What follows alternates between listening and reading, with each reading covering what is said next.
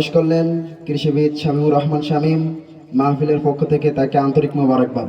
একটি ঘোষণা, শাইখের একটি বই আছে কিতাবুল ঈমান, গাড়িতে রাখা আছে, যারা নিতে ইচ্ছুক তারা গাড়ি থেকে নেবেন। আমাদের মঞ্চে অনেক আলেম ওলামা আছে, আমরা সকলের প্রতি কৃতজ্ঞতা জানিয়ে আজকের মাহফিলের প্রধান অতিথি বিশিষ্ট আলেমে দ্বীন, তাওহীদের মুত্তাকিন, বিশ্ববরণ্য আলেমে দ্বীন, কারা নির্যাতনকারী মুফতি জসিমউদ্দিন রহমানী, সাবেক মুহাদ্দিস জামিয়া রহমানিয়া আরাবিয়া, হুজুরকে তার নসিহত পেশ করার জন্য সবিনয় অনুরোধ করছি।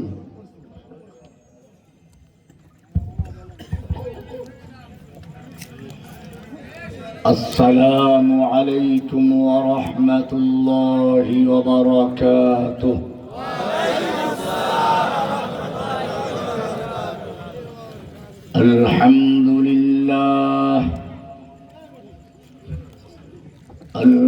আলহামদুলিল্লাহি ওয়া কাফা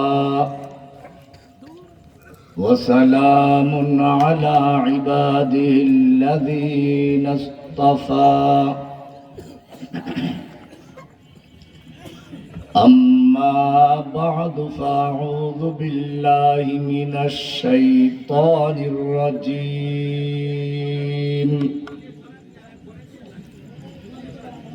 بسم الله الرحمن الرحيم. ذلك الكتاب لا ريب فيه هدى للمتقين.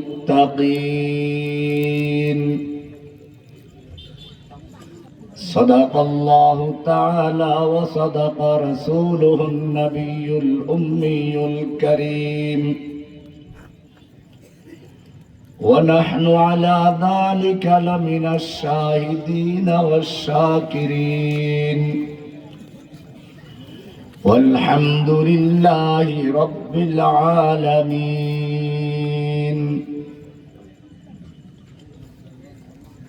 অদ্য 22 ফেব্রুয়ারি 2025 রোজ শনিবার রাত প্রায় 10:30 কুমলাই খেজুর মহাল জামে মসজিদ ও যুব সমাজ ও এলাকাবাসীর যৌথ উদ্যোগে আয়োজিত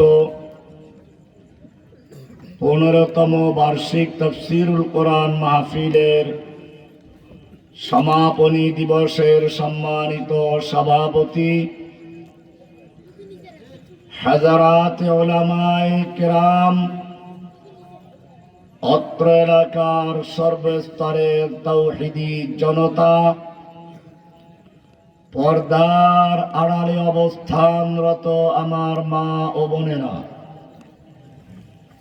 আল্লাহ সুবহানাহু ওয়া তাআলার মহান দরবারে শুকরিয়া জ্ঞাপন করছি,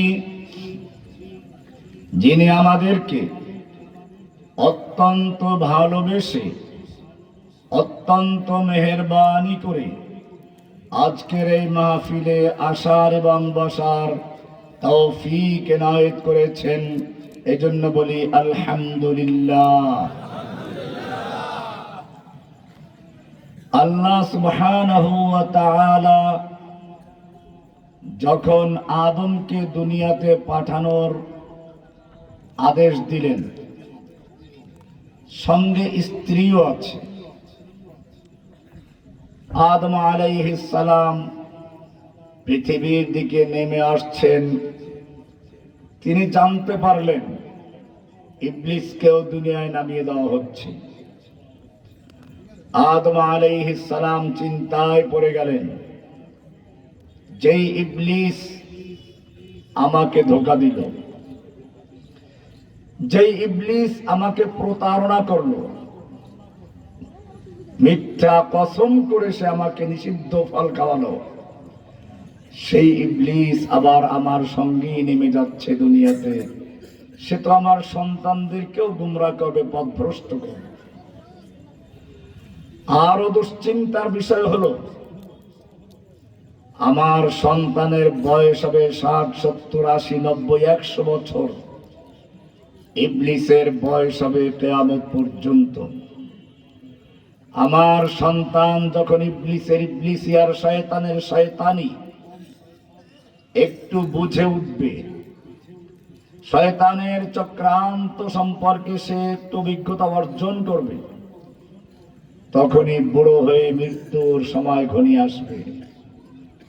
পক্ষান্তরে ইবলিস তার সারা জীবনের জমানো কলা কৌশল, সারা জীবনের অভিজ্ঞতা কাজে লাগিয়ে একটাই না হয় আরেকটা দিয়ে আমার সন্তানকে গোমরাহ করবে, পথভ্রষ্ট করবে, জাহান্নামে নিয়ে যাবে।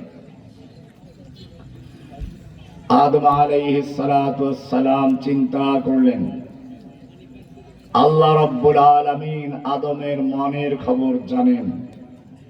সঙ্গে সঙ্গে আদমকে জানিয়ে দিলেন কোরআনের সূরা বাকারা 38 নম্বর আয়াতে আল্লাহ রাব্বুল আলামিন ইরশাদ করেন, কুলনা হাবিতু মিনহা জামিআ। আমি বললাম, হে আদম, তুমি এবং তোমার স্ত্রী এবং তোমাদের মাধ্যমে কিয়ামত পর্যন্ত যত বনি আদম দুনিয়াতে যাবে সব সহ নেমে যাও। তোমাদের কোনো চিন্তা নেই, তোমাদের কোনো ভয় নেই। শয়তান ইচ্ছে করলেই তোমাদের ধোঁকা দিতে পারবে না। فَإِمَّا يَأْتِيَنَّكُم مِّنِّي هُدًى, আমি তোমাদের কাছে হেদায়েতনামা পাঠাবো, হুদান পাঠাবো, রোড ম্যাপ, পথ নির্দেশিকা, সংবিধান, নীতিমালা, যা দেখে দেখে পথ চলা যায়।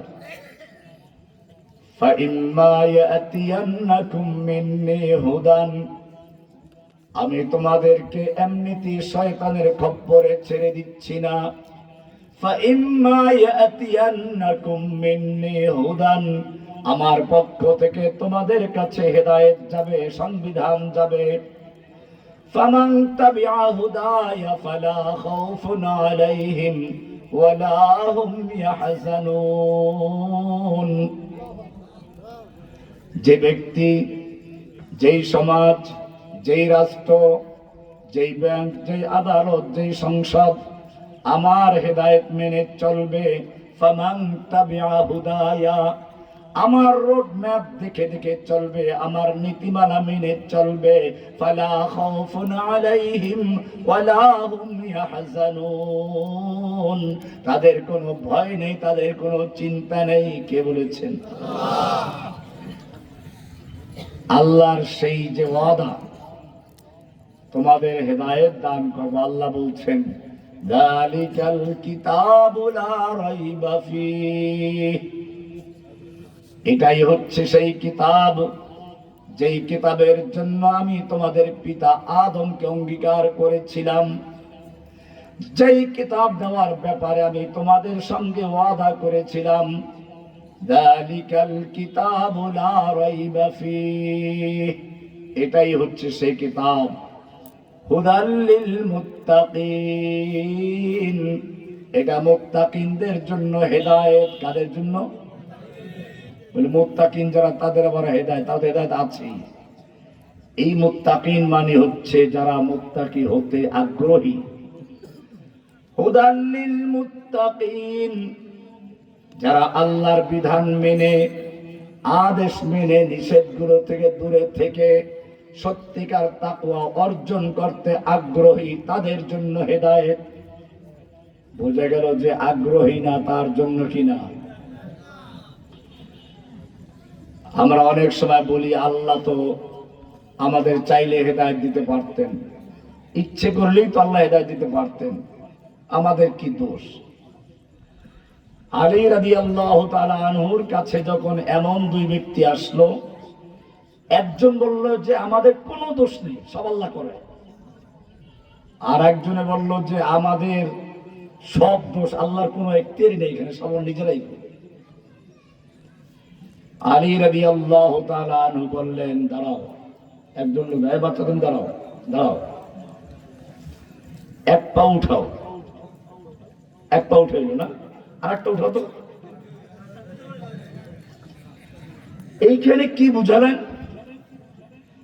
একটা পাও যখন আমি উঠাতে বললাম, সে উঠাবার ইচ্ছে করেছে, আল্লাহ তাকে তৌফিক দিয়েছেন, উঠাতে পেরেছে। দ্বিতীয় পাওটা উঠাবার তার ইচ্ছা আগের মতোই ছিল, কিন্তু আল্লাহ তৌফিক দেন নাই, উঠাতে পারে নাই। এটাই হচ্ছে মূলত বিষয়। এখন প্রশ্ন হচ্ছে, ঠিক আছে, আমি ইচ্ছে করলে আল্লাহ তাআলা সুযোগ দিলে করতে পারি, নইলে করতে পারি না, আল্লাহ সুযোগ দেন কেন? আপনি পরীক্ষার যদি কোনো সময় ডিউটি করে থাকেন, ছাত্র ভুল লেখে পরীক্ষা হলে, টিচার দেখছে যে সে ভুল লিখতেছে, এর মধ্যে ওই ছাত্র দাঁড়িয়ে বলতেছে আমার কাগজ শেষ হয়ে গেছে, লুজ পেপারের প্রয়োজন, টিচার দিবে কিনা? নাকি বলবে যে না, তুই ভুল লিখছিস, তোকে দেওয়া যাবে না? এখন তার লেখার সুযোগ, সে যা মনে চাই লিখবে, গান লেখলেও লিখবে, কারণ 3 ঘন্টার জন্য তাকে সুযোগ দেওয়া আছে। পরীক্ষার খাতা দেখার সময় পরে ঠিক আল্লাহ রাব্বুল আলামিন এই দুনিয়ায় যারা ভুল লেখে, ভুল পথে চলে, তাদেরকেও যা করতে চায় কাগজ দিয়ে দেয়। আবার যারা সঠিক পথে চলতে চায় তাদেরকেও কাগজ দিয়ে দেয়। পরীক্ষার হবে কোথায়? পরীক্ষার ফলাফল জাহির হবে কিয়ামত। এটাই হচ্ছে হুদাল লিল মুত্তাকিন। এই কারণে আল্লাহ রাব্বুল আলামিন এখান থেকে মানুষকে 3টা ভাগে ভাগ করেছেন। কয়টা ভাগে? কয় ভাগ? এখান থেকে মুত্তাকিনদের পরিচয় শুরু হচ্ছে। আল্লাযীনা ইউমিনুনা বিল গায়ব, যারা আল্লাহকে না দেখেও বিশ্বাস স্থাপন করে। এখান থেকে 5টা আয়াত। কয়টা আয়াত? উলাইকা আলা হুদাম মির রাব্বিহিম ওয়া উলাইকা হুমুল মুফলিহুন। এই পর্যন্ত 5টা আয়াত হচ্ছে মুমিন মুত্তাকিনদের পরিচয় সম্পর্কে। যারা সৎ পথে চলতে চায়, আল্লাহর নির্দেশ মেনে চলতে চায়, আল্লাহর নির্দেশ যখন জানতে পারলো তখন কোনো আপত্তি না করে বিনা সংশয়, বিনা দ্বন্দ্বে একেবারে আনুগত্যের সাথে মেনে নেয়, তাকে বলা হয় কি? মুত্তাকিন। এর বিপরীতে আর একটা গ্রুপ হচ্ছে যারা প্রতিবাদ করে, আল্লাহর বিধানকে মানে না, যুক্তিসঙ্গত হলে মানে, যুক্তিতে না মানলে মানে না। এরা শয়তানের দল। কার দল? শয়তান। এরাই কাফের। আদম আলাইহিস সালাতু ওয়াস সালামকে আল্লাহ রাব্বুল আলামিন সামনে রেখে ইবলিসকে বললেন, পরীক্ষার মাধ্যমে পাস করলেন, সিজদা করো। ইবলিস সিজদা করল না। আল্লাহ রাব্বুল আলামিন জিজ্ঞেস করলেন, ইয়া ইবলিস মা মানাআকা আল্লাহ তাসজুদা ইয আমারতুক। ও ইবলিস, আমি যখন তোকে হুকুম করলাম আদমকে সিজদা করার জন্য, কেন সিজদা করি না? কিসে তোকে বাধা দিল? দেখেন, সিজদা না করা বড় অপরাধ ছিল না। সে যদি বলতো আল্লাহ অন্যায় করে ফেলেছি, ক্ষমা করে দেন, মাফ হয়ে যেত কিনা? আদমও তো অন্যায় করেছিলেন। আদমকে আল্লাহ বললেন, খবরদার, ওয়ালা তাকরাবা হাযিহিশ শাজারাতা ফাতাকুনা মিনাজ জালিমিন। ও আদম, তুমি এবং তোমার স্ত্রী জান্নাতের যেথায় ইচ্ছে সেটাই ঘুরো, যা মনে চায় তা খাও, কিন্তু খবরদার এই গাছটার কাছেও যাবে না, এর ফল খাবে না। আদম খেয়ে ফেললেন, অন্যায় হয়ে গেছে। আল্লাহ রাব্বুল আলামিন জিজ্ঞেস করলেন, আদম তোমাকে তো মানা করেছিলাম, কেন খাইলে? আদমও যুক্তি পেশ করতে পারতেন, করেন নাই। সঙ্গে সঙ্গে কি বললেন? রব্বানা যালামনা আনফুসানা ওয়া ইল্লাম তাগফির লানা ওয়া তারহামনা লানাকুনান্না মিনাল খাসিরিন। রব্বুল আলামিন, অন্যায় করে ফেলেছি, মাফ করে দাও। আল্লাহ মাফ করেছেন কিনা? ওই যে 300 বছর কানতে কানতে খাল হয়ে গেছে, এগুলো সহিহুল দলিল নেই। কিন্তু ওই ওয়াজ করতে গেলে অনেক সময় তবে মূল কিছু কথা সামনে বলবো ইনশাআল্লাহ, যদি আল্লাহ তৌফিক দান করেন। এতটুকু বললাম যে তওবা ওই সময় কবুল হয়ে গেছে। বলে তাহলে দুনিয়ায় কেন পাঠালেন? ওটা অন্য কারণ। ওই যে গাছটা নিষেধ ছিল, ওর প্রতিক্রিয়া ছিল পায়খানা হওয়া। পায়খানা করার জায়গা তো দুনিয়া জান্নাতে নাই। মাফ হয়ে গেছে, দুনিয়ায় যাও, ওই কাম করে আসো ওখানে গিয়ে। এটা আল্লাহর একটা রহস্য, আল্লাহর একটা খেলা, আল্লাহ ভালো জানে। ইবলিসও আল্লাহর হুকুম অমান্য করলো। ইবলিসকে আল্লাহ জিজ্ঞেস করলেন, ইয়া ইবলিস মা মানাআকা আল্লা তাসজুদা ইয আমারতুক, আমি যখন তোকে হুকুম করলাম আদমকে সেজদা করার জন্য, কেন সেজদা করলি না? কে তোকে বাধা দিল? ইবলিস যদি বলতো আল্লাহ অন্যায় হয়ে গেছে, ভুল হয়ে গেছে, মাফ করে দেন, আল্লাহ মাফ করতেন কিনা? তাহলে বুঝে গেল হুকুমটা অমান্য করেছে, এইটা যে যত বড় গুনাহ, তার চেয়ে বড় গুনাহ পরেরটা। সে উল্টা বলল কি, আলা আনা খায়রুম মিনহু, রব্বুল আলামিন আমি তো আদমের চেয়ে ভালো। খালাকতানি মিন নারিন ওয়া খালাকতাহু মিন তিন, তুমি আমাকে সৃষ্টি করেছো আগুন দিয়ে, আদমকে মাটি দিয়ে। আগুনের গতি হচ্ছে ঊর্ধ্বে, মাটির গতি নিম্নে। আগুন যদি নিচেও জ্বালানো হয় উপরে উঠে, মাটি যদি উপরেও ছুঁড়ে মারা হয় নিচে পড়ে। সুতরাং যুক্তির কথা হলো আদম আমাকে সেজদা করবে, আমি আদমকে সেজদা করব, এটা যুক্তিতে মিলে না।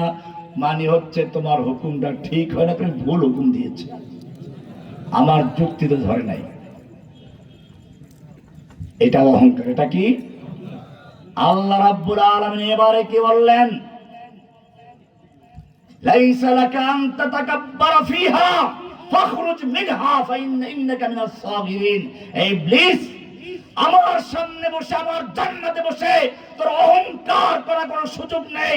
অহংকার আমার চাদর, যেই ব্যক্তি অহংকার করে সে আমার চাদর ধরে টান দিল, তাকে আমি জান্নাতে থাকার দূরের কথা জান্নাতকে বের করে দিব। ঠিক আমাদের এখানে একজন অহংকার করে বলেছিল, পালায় না, পালায় না। আর একজন বলেছিল পালাবো না। আল্লাহ রাব্বুল আলামিন যেরকম ভাবে অহংকার করার জন্য ইবলিসকে বলেছেন ফাখরুজ মিনহা, আমার জান্নাত থেকে বেরিয়ে যা, আমার জান্নাতে অহংকার করার কোনো সুযোগ নেই, ঠিক তেমনি ভাবে আরেকজনকে আল্লাহ বলছেন, আর শয়তানকে ফাখরুজ মিনহা, আবার বাংলার জমিন ছেড়ে চলে যা। বাংলার জমিনে বসে, কোরআনের দেশে বসে কেউ অহংকার করার সুযোগ হবে না।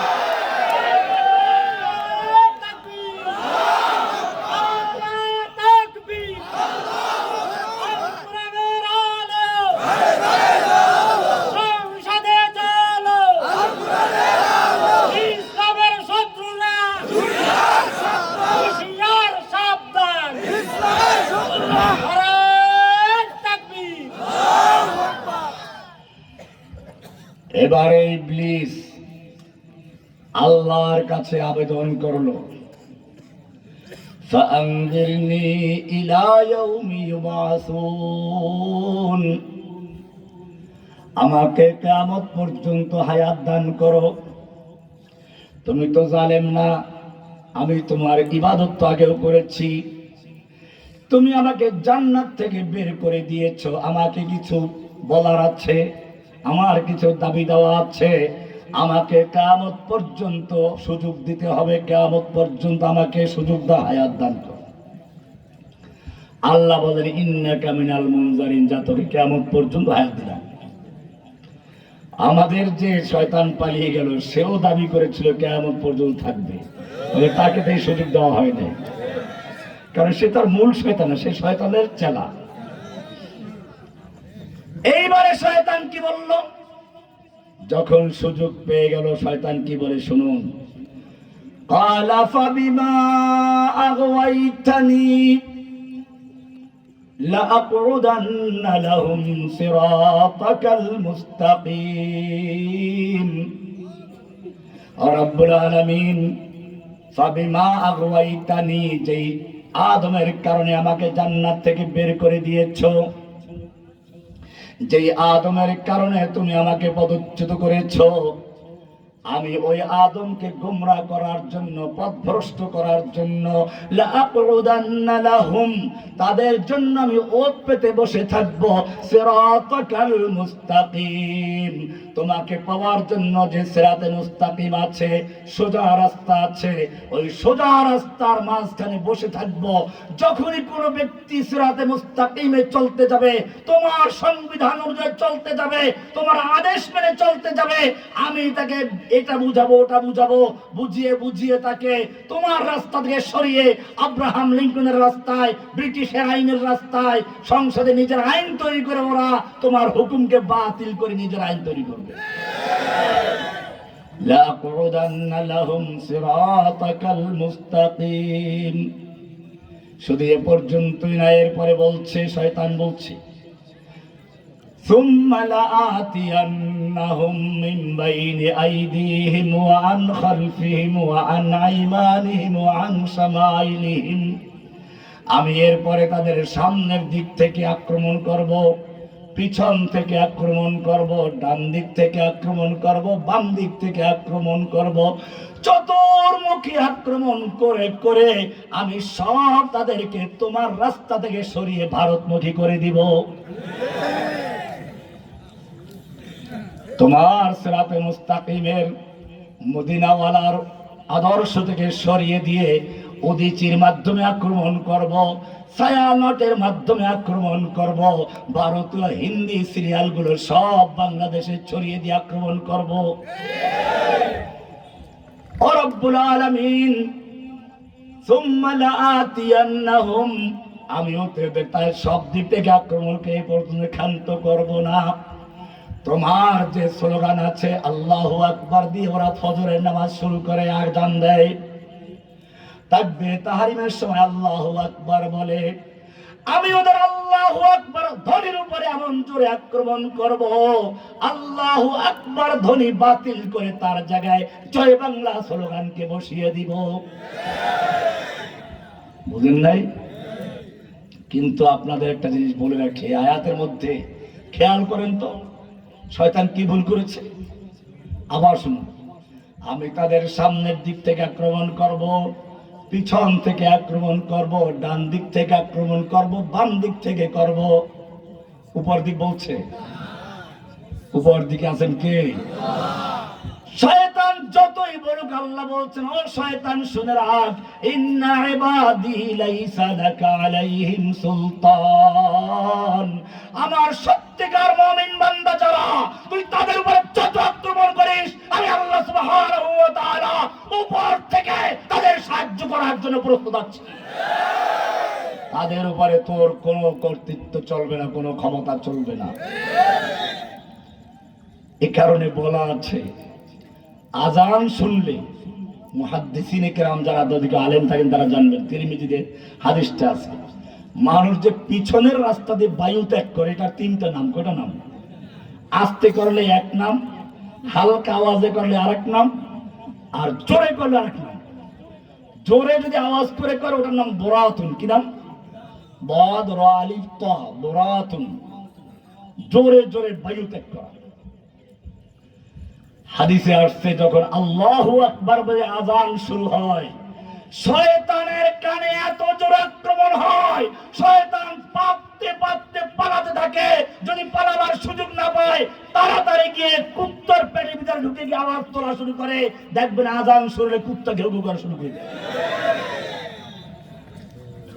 ঠিক তেমনি ভাবে এই শয়তান আক্রমণ করলো আল্লাহু আকবার ধ্বনির উপরে। এত জোরে সে চিৎকার মারা শুরু করলো আযান বন্ধ করার জন্য, আল্লাহু আকবার ধ্বনি বন্ধ করার জন্য।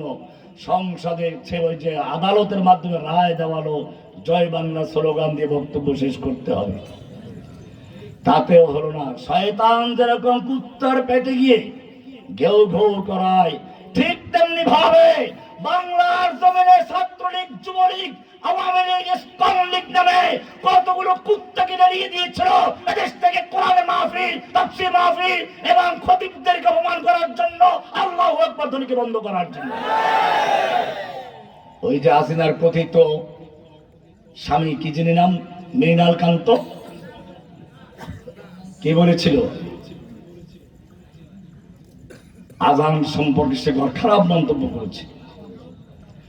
এর আগে ওই যে কবি শামসুর রহমান ছিল আরেক নাস্তিক, সে বলেছিল ফজরের সময় যখন আজান ধ্বনি শুনি মনে হয় যেন বেশ্যা তার খরিদ্দার ডাকছে।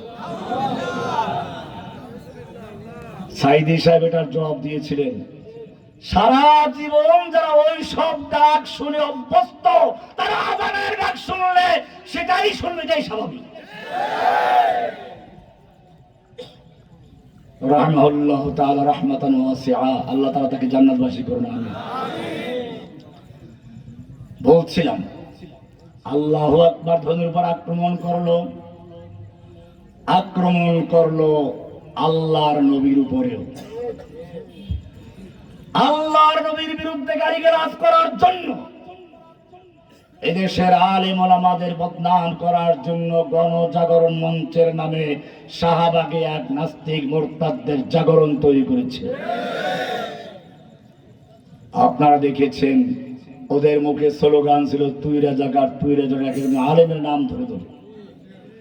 আল্লাহ রাব্বুল আলামিন এমন জবাব দিয়েছেন, সেই স্কুল কলেজ বিশ্ববিদ্যালয়ের ছাত্রদের মুখ থেকে আল্লাহ তাআলা স্লোগান দেওয়ালেন, আমি কে রাজাকার, তুমি কে রাজাকার, কে বলেছে স্বৈরাচার। শয়তান বলেছিল সুম্মা লাআতিয়ান্নাহুম মিন বাইনি আইদিহিম ওয়া আন খালফিহিম। নবীর উপর আক্রমণ করলো, নবীর চরিত্রের সনদ দিয়েছেন কে? ইন্নাকা লাআলা খুলুকিন আযীম। হে নবী, নিশ্চয়ই আপনি মহান চরিত্রের উপরে প্রতিষ্ঠিত। কে বলেছেন? আমাদের নবীজির চরিত্রের সনদ দিয়েছেন কে? না কোনো মেম্বার চেয়ারম্যান। কিছু সাহাবীরা চিন্তা করলেন মানুষের আসল চরিত্রের খবর রাখে স্ত্রী, চলো আমরা আল্লাহ নবীর স্ত্রী আয়েশার কাছে গিয়ে নবীর চরিত্র সম্পর্কে জিজ্ঞেস করি যে বাস্তবে সে যেটা বাহ্যিকভাবে দেখা যায় এরকম কি। আয়েশার কাছে গেলেন। আয়েশা রাদিয়াল্লাহু তাআলা আনহা বললেন, আওয়ালাম তাকরাউল কুরআন, তোমরা কি কোরআন পড়ো না? ওনারা বলেন অবশ্যই কোরআন পড়ি। বলে যদি কোরআন পড়ো তাহলে আমাকে কেন জিজ্ঞেস করছো নবীর চরিত্র সম্পর্কে? খুলুকুহু আল কোরআন, আমার নবীর চরিত্র হচ্ছে হুবহু কোরআন। এরপরে তিনি কিছু কবিতা বললেন, লানা শামসুন ওয়ালিল আফাকি শামসুন ওয়া শামসি আফদালু শামসিস সামাই। আমার কাছে নবীজি সম্পর্কে প্রশ্ন করছে, শোনো, আমার ঘরেও একটা সূর্য উদয় হয়, আসমানেও একটা সূর্য আছে। আমার সূর্য আসমানের সূর্যের চেয়ে লক্ষ কোটি গুণ দামি, অনেক ভালো। কারণ কি? ফাইন্না শামসা তাতলু বাদাল ফাজরি ওয়া শামসি তাতলু বাদাল ইশাই। আসমানের সূর্য ফজরের পরে উদয় হয়ে দুনিয়াকে আলোকিত করে, ভালো কথা। কিন্তু জেনে রাখো, আমার সূর্য যেই সময় পৃথিবীটা অন্ধকারে ছেয়ে গিয়েছিল, জাহিলি সমাজ নামে খ্যাত যে ইতিহাস, যেই সময়টাকে বলা হতো, যেই সময় লোকদের চরিত্র ছিল খুনাখুনি করা, মারামারি করা, ধর্ষণ করা, ছাগল চুরি, গরু চুরি করে না, এই যে এখন জাহিলিয়াত গেল। আমাদের ডক্টর ইউনূস সাহেব বলেছেন যে এই সময়টাকে একেবারে আইএমএ জাহিলিয়াত বানিয়ে দিয়েছিল।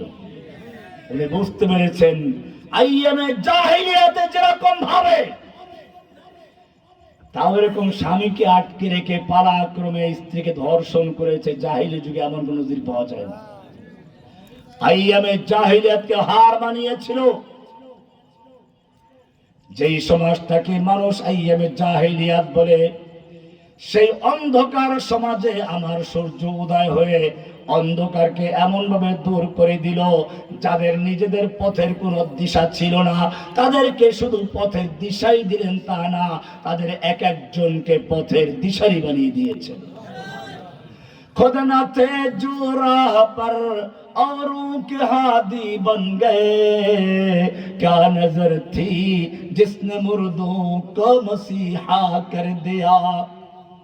আমার সূর্যের পাওয়ার কি দেখো, যে ওমর এত বড় জালিম আল্লাহর নবীকে হত্যা করতে উদ্যত হয়েছিল, সেই ওমরকে এমন ভাবে আল্লাহ তাআলা হেদায়েত দান করলেন, আমার সূর্য আমার আলো নবীর সংস্পর্শে এসে এমন এক হেদায়েত পেল যে ওমর এখন অত্যাচার জুলুম করা দূরের কথা, মানুষের সেবক হয়ে কাজ করছে। दुर्फेशानी ने तेरी कतरों को दरिया कर दिया, दिल को रोशन कर दिया, आंखों को बीना कर दिया। खुद न थे जो राह पर औरों के हादी बन गए, क्या नजर थी जिसने मुर्दों को मसीहा कर दिया। এটা তো ওমরের যুগের লাগবে, এই যুগেও আবরার ফাহাদকে বইটের কিছু মেধাবী ছাত্র রাত ভর অত্যাচার করে পিটিয়ে হত্যা করেছিল না? যারা হত্যা করেছিল তারা যখন ওই ছেলেটাকে হত্যা করেছিল তখন কি মানুষ ছিল? তখন কি ছিল? পশু ছিল। কি ছিল? আকার আকৃতিতে মানুষ থাকলেও তার আসল ছিল কি? হাসিনার সোনার ছেলে, মানেই তো বলতেন পশু। এটা কোরআনেও আছে। আর-রহমান আল্লামাল কোরআন খলাকাল ইনসান। আর-রহমান কার নাম? আর-রহমান আল্লামাল কোরআন, রহমান শিক্ষা দিয়েছেন কোরআন। খলাকাল ইনসান, সৃষ্টি করেছেন মানুষ। কোরআন শিক্ষা দিয়েছেন আগে, সৃষ্টি করেছেন মানুষ পরে। উল্টো হয়ে গেল না? আমরা সৃষ্টি হয়ে আগে, তারপরে কোরআন শিখি, ঠিক কিনা? আল্লাহ উল্টে বললেন কি জন্য? এখানেই রয়েছে আল্লামাল কোরআন আগে, তারপরে খলাকাল ইনসান। এটা উল্টা বলি নাই, আল্লাহ বলছেন আমি উল্টা বলি নাই। শোনো, তোমার দেশে ঢাকা বিশ্ববিদ্যালয় থেকে উচ্চ ডিগ্রি নিয়ে পাশ করে বের হয়, এরপরে পহেলা বৈশাখ এলে বাঘের মুখোশ পরে, ভল্লুকের মুখোশ পরে, ভুতুম পেঁচার মুখোশ পরে। কি জানাতে চায় জাতিকে? আমরা উল্লু ভল্লু ভুতুম পেঁচা হয়ে জাতির সামনে আবির্ভূত হচ্ছি। বোঝা গেল আবরার ফাহাদকে যারা হত্যা করেছিল তখন তারা আকার আকৃতিতে মানুষ থাকলো, আসলে কি ছিল? জেলখানায় যাওয়ার পরে যখন ওই ছেলেগুলো কোরআনের সংস্পর্শে আসলো, কার সংস্পর্শে? আমাকে তো জেলখানায় নির্জন বসে রাখা হতো, সম্পূর্ণ আলাদা জায়গায়। ইসলামিক কোন দলের লোক তো যাওয়ার প্রশ্নই ছিল না। তবে ছাত্রলীগ আওয়ামী লীগের কেউ গেলে তাদেরকে আশপাশে রাখতো আমাকে পাহারাদারি করার জন্য, যেন কেউ ঢুকতে না পারে। ছাত্রলীগের ওই ছেলেগুলো গেল, কোরআনের সংস্পর্শে আসলো। আর রহমান আল্লামাল কোরআন, কোরআন শিক্ষা দিয়েছেন, ওরা কোরআন শিখেছে। এখন 5টা ছেলে সম্পূর্ণ কোরআনের হাফেজ হয়ে গেছে, বাকি 2টা হিন্দু ছাড়া বাকিগুলো সুন্দর দাড়ি মুখে দাঁড়িয়ে আছে, কোরআন তেলাওয়াত করছে। এত সুন্দর সুমধুর কণ্ঠে তেলাওয়াত করে আপনি শুনলে বাইরে আলেমদের করে যায় ফেল করতে। কোরআনের সংস্পর্শে আসলো, এটাই কোরআন। قد جاءكم من الله نور وكتاب مبين। আল্লাহ রাব্বুল আলামিন বলছেন এই চক্ষু দিয়ে দেখতে হলে একটা আলোর প্রয়োজন। দিনের বেলায় সূর্যের আলো, রাতের বেলায় চাঁদের আলো, মোমবাতির আলো, বিদ্যুতের আলো। কোন আলো যদি না থাকে চোখ ভালো থাকলেও দেখা যাবে? ঠিক তেমনি ভাবে আল্লাহ সুবহানাহু ওয়া তাআলা মানুষকে বিবেক দিয়েছেন, জ্ঞান দিয়েছেন। এই বিবেক বুদ্ধি জ্ঞানের সামনেও যদি বিশেষ একটা আলো না জ্বলে, ওই জ্ঞান দিয়ে দুনিয়ায় সে সত্যকে উপলব্ধি করতে পারে না। বিবেকের সামনে যে আলোর প্রয়োজন, সেই আলোটাই হচ্ছে আল কোরআন। قد جاءكم من الله نور وكتاب مبين তোমাদের কাছে আল্লাহর পক্ষ থেকে আলো আগমন করেছে, আলো। ফামান তাবিআ হুদায়া, যেই সমাজ আর যেই জাতি, যেই সংসদ, যেই আদালত আমার এই আলো সংসদে জ্বালালে সেই সংসদ আলোকিত হয়ে যাবে। এই আলো যদি বিশ্ববিদ্যালয় কলেজে জ্বালানো হয় সেই কলেজ বিশ্ববিদ্যালয় আলোকিত হয়ে যাবে। এই আলো যদি আদালতে জ্বালানো হয় সে আদালত কি হয়ে যাবে? আচ্ছা, আমি গেছি আরেকদিকে চলছিল আল্লাহর রাসূল সাল্লাল্লাহু আলাইহি ওয়াসাল্লাম, ওরা যে হামলাটা করেছে রাসূলের উপর সেটা নিয়ে একটু আলোচনা করিনি। আল্লাহর রাসূল সাল্লাল্লাহু আলাইহি ওয়াসাল্লাম সম্পর্কে আরেকজন কবি আল্লাহ নবীর সাহাবী হাসান রাদিয়াল্লাহু বলছেন, وأحسن منك لم تر قط عيني وأجمل منك لم تلد النساء। হে নবী, আপনার চেয়ে সুন্দর কোন মানুষ দুনিয়ার কোন চোখ দেখেনি। ওয়াজমালা মিনকা লাম তালিদিন নিসাউ, আপনার চেয়ে সুন্দর কোন মানুষ কোন নারী কোনদিন জন্ম দেয় নাই। খলিকতা মুবাররাআম মিন কুল্লি আইবি কান্নাকা কদ খুলিকতা কামা তাশাউ, আপনাকে আল্লাহ সমস্ত দোষ ত্রুটি থেকে মুক্ত করে সৃষ্টি করেছেন। কান্নাকা কদ খুলিকতা কামা তাশাউ, যেন আপনি আপনার চাহিদা মতো আল্লাহ আপনাকে সৃষ্টি করেছে।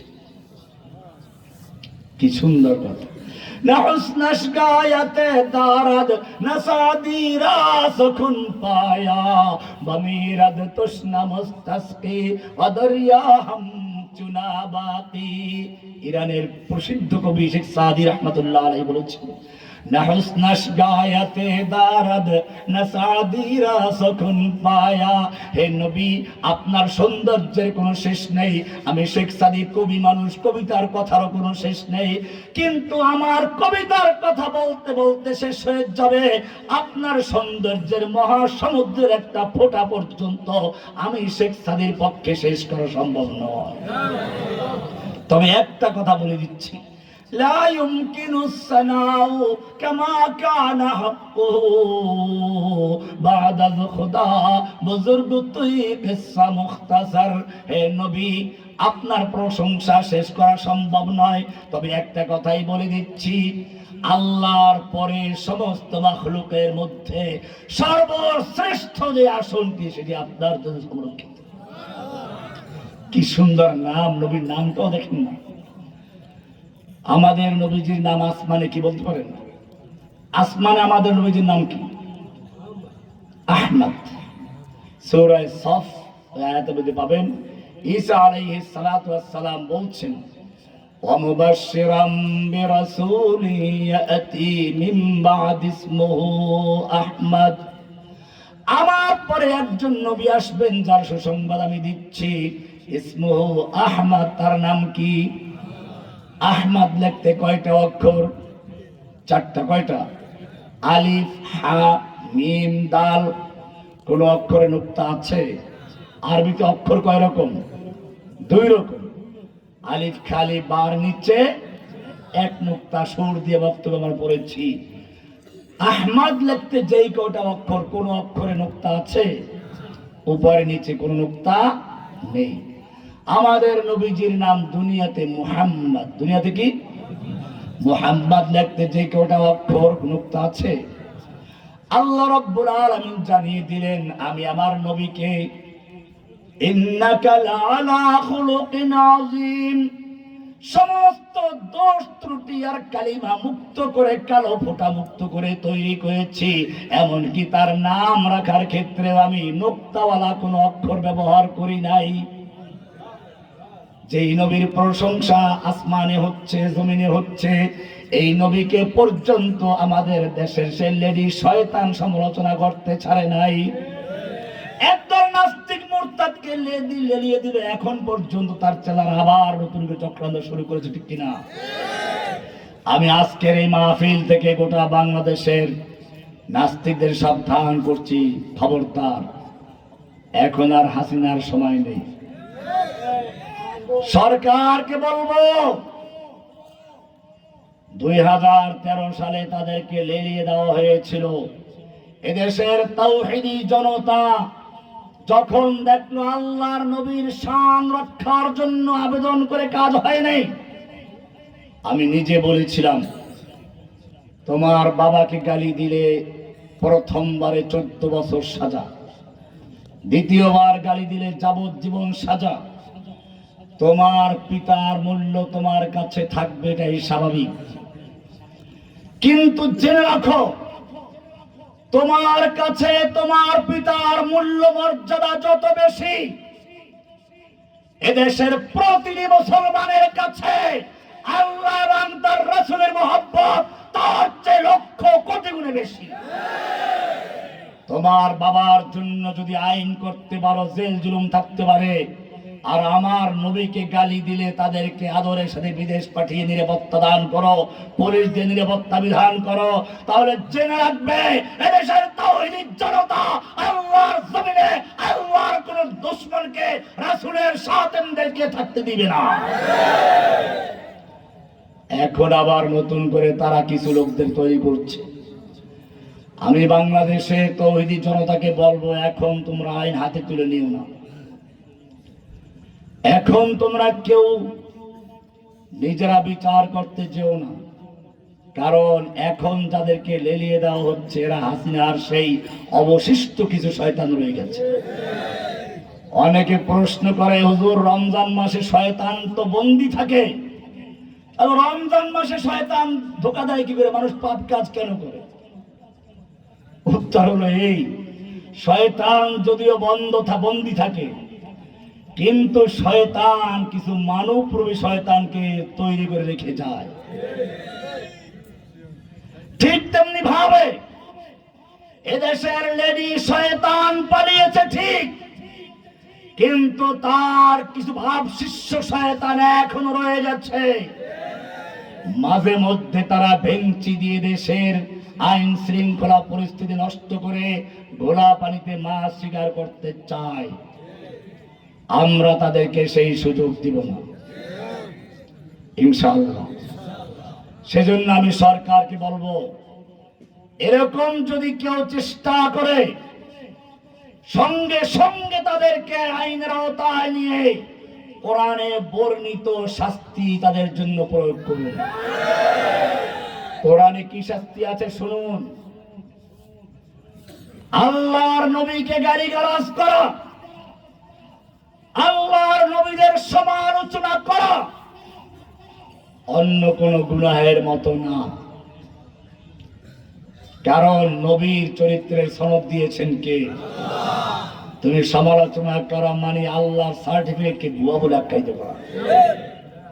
এটা কি হাসিনার যুগ নাকি যে প্রশ্নপত্র পর্যন্ত ফাঁস হয়ে যায়, ভুয়া সার্টিফিকেট দেয়? ওই যে অজেদ আলী সব প্রশ্ন ফাঁস করতো, এইরকম লোকদেরকে আমার আশপাশে দিত। এখন গল্প করতে সময় লেগে যাচ্ছে ওদিকে। আল্লাহ সুবহানাহু ওয়া তাআলা পরিষ্কার করে বলেছেন সূরা আহজাব 33 নম্বর সূরার 60 এবং 61 নম্বর আয়াত ভালো করে শুনুন। আল্লাহ কি বলছেন? লা ইল্লাম ইয়ানতাহিল মুনাফিকুনা ওয়াল্লাযীনা ফী কুলুবিহিম মারাদ لئن لم ينته المنافقون والذين في قلوبهم مرض والمرجفون في المدينة। হে নবী, যারা মুনাফিক এবং যাদের অন্তরে নিফাকি রোগ আছে, ইসলাম বিদ্বেষী রোগ আছে, ইসলামকে বরদাস্ত করতে পারে না। দেখেন না, রমজান মাস আসতে পরে খেজুরের দাম বাড়াই দেয়, হজের সময় আসতে পরে বিমান টিকিটের মূল্য বাড়াই দেয়। এত বিদ্বেষ, খেজুর দিয়ে ইফতার করা পর্যন্ত সহ্য হয় না, সেই জন্য বলে খেজুরের দাম বাড়িয়ে দেয়। বলে খেজুর দিয়ে ইফতার না করলে কি হয়, বড়ই দিয়ে ইফতার করলে সমস্যা নেই। এটা এমনি সাধারণ কথা না, এটা হচ্ছে আগুন জ্বলে, শয়তানের আগুন কি করে জ্বলতে থাকে। আল্লাহ বলছেন لئن لم ينته المنافقون والذين في قلوبهم مرض والمرجفون في المدينة।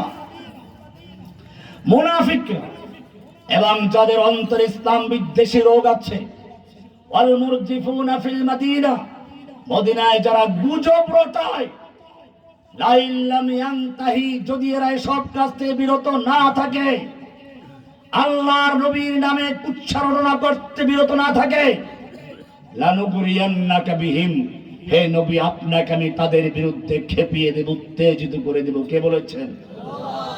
আমি নাকি উত্তেজিত করে দিয়েছি? উত্তেজিত করছেন কে? এরপরে আল্লাহ বলছেন সুম্মা লা ইউজাবিরুনাকা ফিহা ইল্লা কালিলা, এরপরে তারা মদিনায় বেশি দিন থাকতে পারবে না, অল্প কিছুদিন থাকবে।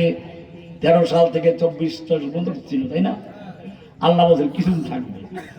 কিছু তো আল্লাহ কিছু, আমাদের কিছু না তো, সে কিছু এই কয় বছর আছে। আল্লাহ বলছেন সুম্মা লা ইউজাবিরুনাকা ফিহা ইল্লা কালিলা, এরপরে মজার শব্দ মালউনিন, যেই কয়দিন থাকবে সেই কয়দিন মালাউন হয়ে থাকবে। কি হয়ে থাকবে? মালাউন বুঝুন তো?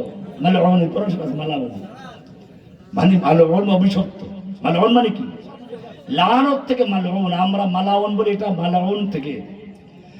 মালউনিন, যেই কয়দিন থাকবে সেই কয়দিন সে মালাউন হয়ে থাকবে। তাই তো আমরা দেখতে পাইলাম দরবেশ বাবা শেষ পর্যন্ত পালাবার জন্য মালাউন হয়ে পালানো শুরু করেছিল। মালউনিন। এরপরে আল্লাহ বলছেন আইনামা সুকিফু, এবারে বলছেন এবারে অপারেশন টেবিল হান্ট চলবে। কি চলবে? আইনামা সুকিফু, এদেরকে যেখানে পাওয়া যাবে উখিযু, পাকড়াও করা হবে। মাজহুর ব্যবহার করেছেন, প্যাসিভ ব্যবহার করেছেন। কোরআনের অন্য উসলুব হচ্ছে, অন্যান্য বিধানের ক্ষেত্রে আল্লাহ একটি ব্যবহার করেছেন, মারুফ ব্যবহার করেছেন। ওলামায়ে কেরাম বুঝবেন। যেমন চোরের হাত কাটা বিধান সম্পর্কে বলেছেন ওয়াস-সারিকু ওয়াস-সারিকাতু ফাকতাউ আইদিয়াহুমা, তোমরা হাত কেটে দাও, তোমরা মানে রাষ্ট্র, ইসলামী রাষ্ট্র হবে, তারপরে আদালত কায়েম হবে, কোরআনের আইনের মাধ্যমে হাত কাটবে। যেই কেউ চোরের হাত কাটতে পারবে না, কারণ চোরের হাত কাটার বিধান সাধারণ চোরদের জন্য না। আমাদের দেশে মানুষের একটা রোগ আছে, কোরআন থেকে দূরে সরাবার জন্য কোরআনের এমন কিছু বিধানকে সামনে নিয়ে আসে, পুরা সৌন্দর্যগুলো মেলান হয়ে যায়। চোরের হাত কাটার বিধানকে এত সোজা।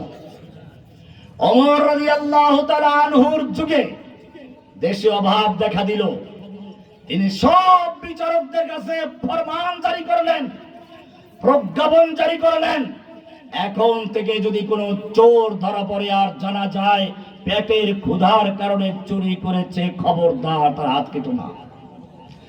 বুঝা গেল ইসলাম চোরের হাত কাটার বিধান তখনই দেয় যখন যাকাত ভিত্তিক অর্থ ব্যবস্থা চালু করে, মানুষের অন্ন বস্ত্র বাসস্থানের পূর্ণ আয়োজন করে, চোরের আর কোনো প্রয়োজন নেই। যখন নিরাপত্তা দেয়, চুরির কোনো প্রয়োজন নেই। তারপরে যদি কেউ পেশাগত কারণে চুরি করে, তার হাত কাটার বিধান। বোঝা গেল এই চোরের হাত কাটার বিধান পেঁয়াজ চোর, আলু চোর, তেল চোর, লবণ চোর আর চাউল চোরের জন্য নয়। এই বিধান হচ্ছে ওই সমস্ত লোকদের জন্য যারা হাজার হাজার কোটি টাকা চুরি করে, বাংলাদেশের টাকা পাচার করে, বিদেশে বেগম পাড়া তৈরি করে, ভারতের ব্যাংকে জমা করে, এই 14টা ব্রিফকেস নিয়ে এদেশের ডলারগুলো নিয়ে গেল। এই সমস্ত বেবি চোরদের জন্য হাত কাটার বিধান। কেবল ইসলামের বিধান আসলেই পাথর মারা আর চোরের হাত কাটার বিধান সামনে চলে আসে।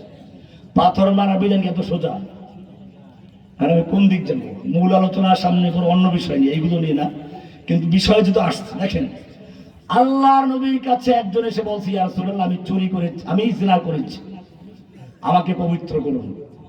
সে জানে ব্যভিচারিণী যদি কি হয়, বিবাহিত হয়, তার পাথর ছুঁড়ে হত্যা করার বিধান। আল্লাহ রাসূল মুখ ফিরিয়ে দিলেন। অপর পাশে গিয়ে কি কথা বললো?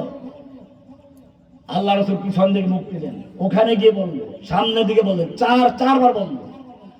আল্লাহ রাসূল তারপরও তাকে সুযোগ দিতে চাচ্ছেন, বলছেন না, তুমি মনে হয় জিনা করো নাই, তুমি হয়তো অন্য কিছু করেছো। সে বললো না, আমি জিনা করেছি, আমার এই যে বাচ্চা পেটে। আচ্ছা, তাহলে চলে যাও, বাচ্চা হলে তারপরে তুমি অপরাধ করো, তোমার বাচ্চা তো অপরাধ করে না, বাচ্চা হলে তারপরে আসে। বাচ্চা হওয়ার পর আল্লাহ রাসূল চাচ্ছেন সে চলে যায়, তওবা করেছে।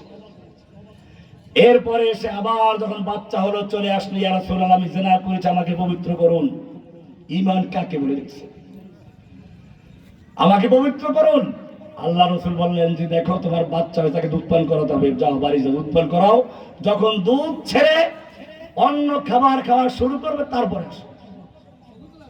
এবারে ওই মহিলা বাচ্চা নিয়ে আসলো, বড় হয়ে গেছে, হাতে রুটি টুকরা রুটি খাচ্ছে, বলতেছি ইয়া রাসূলুল্লাহ এই আমার বাচ্চা এখন বড় হয়ে গেছে, দুধ খাওয়ার প্রয়োজন হয় না, রুটি খেতে পারে, এই দেখেন রুটি খাচ্ছে, প্রমাণ সহ আসলো। আল্লাহ রাসূল সাল্লাল্লাহু আলাইহি সাল্লাম তাকে এবারে আল্লাহর বিধান, এটাও মনে রাখবেন, আল্লাহর বিধান কায়েমের ক্ষেত্রে কোনো মায়া করা যাবে না। এই যে অপারেশন টেবিল হান্ট চলছে, আমি বলবো শয়তান যেখানে যেখানে লুকিয়ে আছে, খবরদার এই শয়তানকে আশ্রয় দিবে না। সে যত আত্মীয় হোক, যত আপনজন হোক, খবরদার শয়তানগুলোকে বের করে তারপরে পুলিশের হাতে দিতে হবে। এবারে কোন রকম মায়া করা যাবে না। ওই মহিলা এবারে পাথর ছুঁড়ে হত্যা করা হচ্ছে, একটু রক্ত কারো গায়ে ছিটিয়ে আসছে, সে একটু ঘৃণা প্রকাশ করলো। আল্লাহর রাসূল সাল্লাল্লাহু আলাইহি ওয়াসাল্লাম যখন জানতে পারলেন, বললেন এই তুমি ঘৃণা করছো, জেনে রাখো লাকাদ তাবা তাওবাতান, সে তো এমন তওবা করেছে, তার তওবার সওয়াব যদি গোটা মদিনাবাসীকে বন্টন করে দেওয়া হয়, গোটা মদিনাবাসীর মাগফিরাতের জন্য, গোটা মদিনাবাসীর জান্নাতে যাওয়ার জন্য যথেষ্ট হয়ে যায়। ইসলাম এই চুরি করার হাত বিধান এগুলো বলে নাকি? এগুলো অনেক কঠিন বিষয়, কিন্তু আমরা এইগুলোকে সামনে নিয়ে আসি। অথচ ইসলাম কোরআন দিয়েছে ন্যায় বিচার প্রতিষ্ঠার জন্য। কিসের জন্য? আমরা খুতবায় জুমার দিন সব সময় একটা বাক্য শুনি, ইন্নাল্লাহা ইয়া'মুরুকুম বিল আদল, নিশ্চয় আল্লাহ ইনসাফের হুকুম দিয়েছেন। কিসের হুকুম? ন্যায় বিচার প্রতিষ্ঠার হুকুম দিয়েছেন। এটা বুঝতে হবে। কুফাররা কোরআনের যে সমস্ত আইনের উপরে আপত্তি করে প্রশ্ন করে শয়তানের মতো, সেগুলোর জবাব আছে বিস্তারিত বলতে অনেক সময়। সবচেয়ে বেশি আপত্তি করে কোরআনের সূরা নিসার 11 নম্বর আয়াত নিয়ে। সেখানে কি আছে? ইউসিকুমুল্লাহু ফি আওলাদিকুম লিযযাকারি মিসলু হাজ্জিল উনসায়াইন। ইউসিকুমুল্লাহু ফি আওলাদিকুম, আল্লাহ তোমাদেরকে ওসিয়াত করছেন, হুকুম করছেন, ফি আওলাদিকুম তোমাদের সন্তানদের ব্যাপারে, লিযযাকারি মিসলু হাজ্জিল উনসায়াইন, একজন পুরুষ দুইজন নারীর সমান সম্পত্তি পাবে। আইনটা দিয়েছেন কে? এখন এদের চুলকানি শুরু হয়ে গেছে। ওই যে শয়তানের মুরিদ যারা, তাদের যুক্তি শুরু হয়ে গেল, আল্লাহ তাআলা নারীদেরকে ঠকিয়েছেন, অর্ধেক সম্পত্তি কেন দিলেন?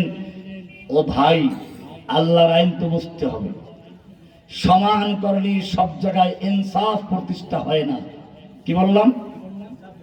মনে করুন আমি একজন ডায়াবেটিস রোগী, আমি সকালে নাস্তায় রুটি খাই 2টা, উনি একজন যুবক মানুষ, উনি খান 3টা, ওনার সামনে বাচ্চা আছে, সকালে রুটি খাই 1টা।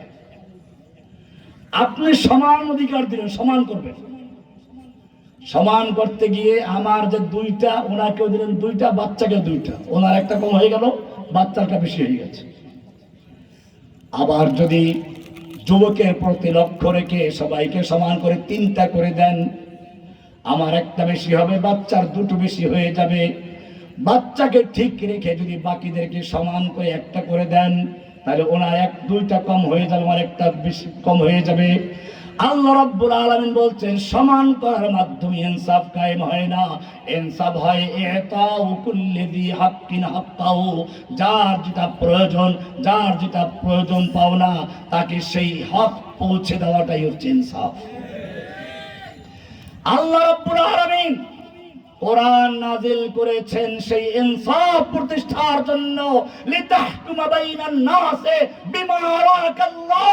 হে নবী, এই কোরআন আমি তাবিজ লেখার জন্য না, এই কোরআন ধুই দিয়ে ভূত ছাড়াবার জন্য না, এই কোরআন নাযিল করেছি লিতাহকুমা বাইনান নাসে বিমা আরাকাল্লাহ, মানুষের মধ্যে এই কোরআন দিয়ে বিচার ফয়সালা করার জন্য, এই কোরআন দিয়ে সংসদ চালাবার জন্য, এই কোরআন দিয়ে আদালত চালাবার জন্য, এই কোরআন দিয়ে সমাজ চালাবার জন্য। কিন্তু সমস্যা হচ্ছে কোন জায়গায় জানেন? আমরা এই কোরআন মানার দাবি করলেও কোরআনকে বাস্তবায়ন করতে রাজি না। কোরআন এই কথাটাও আছে, সূরা নিসা 60 নম্বর আয়াত, আল্লাহ তাআলা বলছেন, আলাম তারা ইলাল্লাযীনা ইয়াজউমুনা আন্নাহুম আমানু বিমা উনজিলা ইলাইকা ওয়া মা উনজিলা মিন ক্বাবলিক। হে নবী, আপনি কি ওই সমস্ত লোকদেরকে দেখেননি? ইয়াজউমুনা, যারা দাবি করে, যারা কি করে? আন্নাহুম আমানু বিমা উনজিলা ইলাইকা, তারা ঈমান এনেছে ওই কিতাবের প্রতি যা আপনার প্রতি নাযিল হয়েছে, মানে কোরআন মানে বলে দাবি করে। আমা উনজিলা মিন ক্বাবলিকা, এবং আপনার পূর্বে যত কিতাব নাযিল হয়েছে সব কিতাবের উপর ঈমান এনেছে বলে বিশ্বাস করে। এই দাবি আমরা করি না?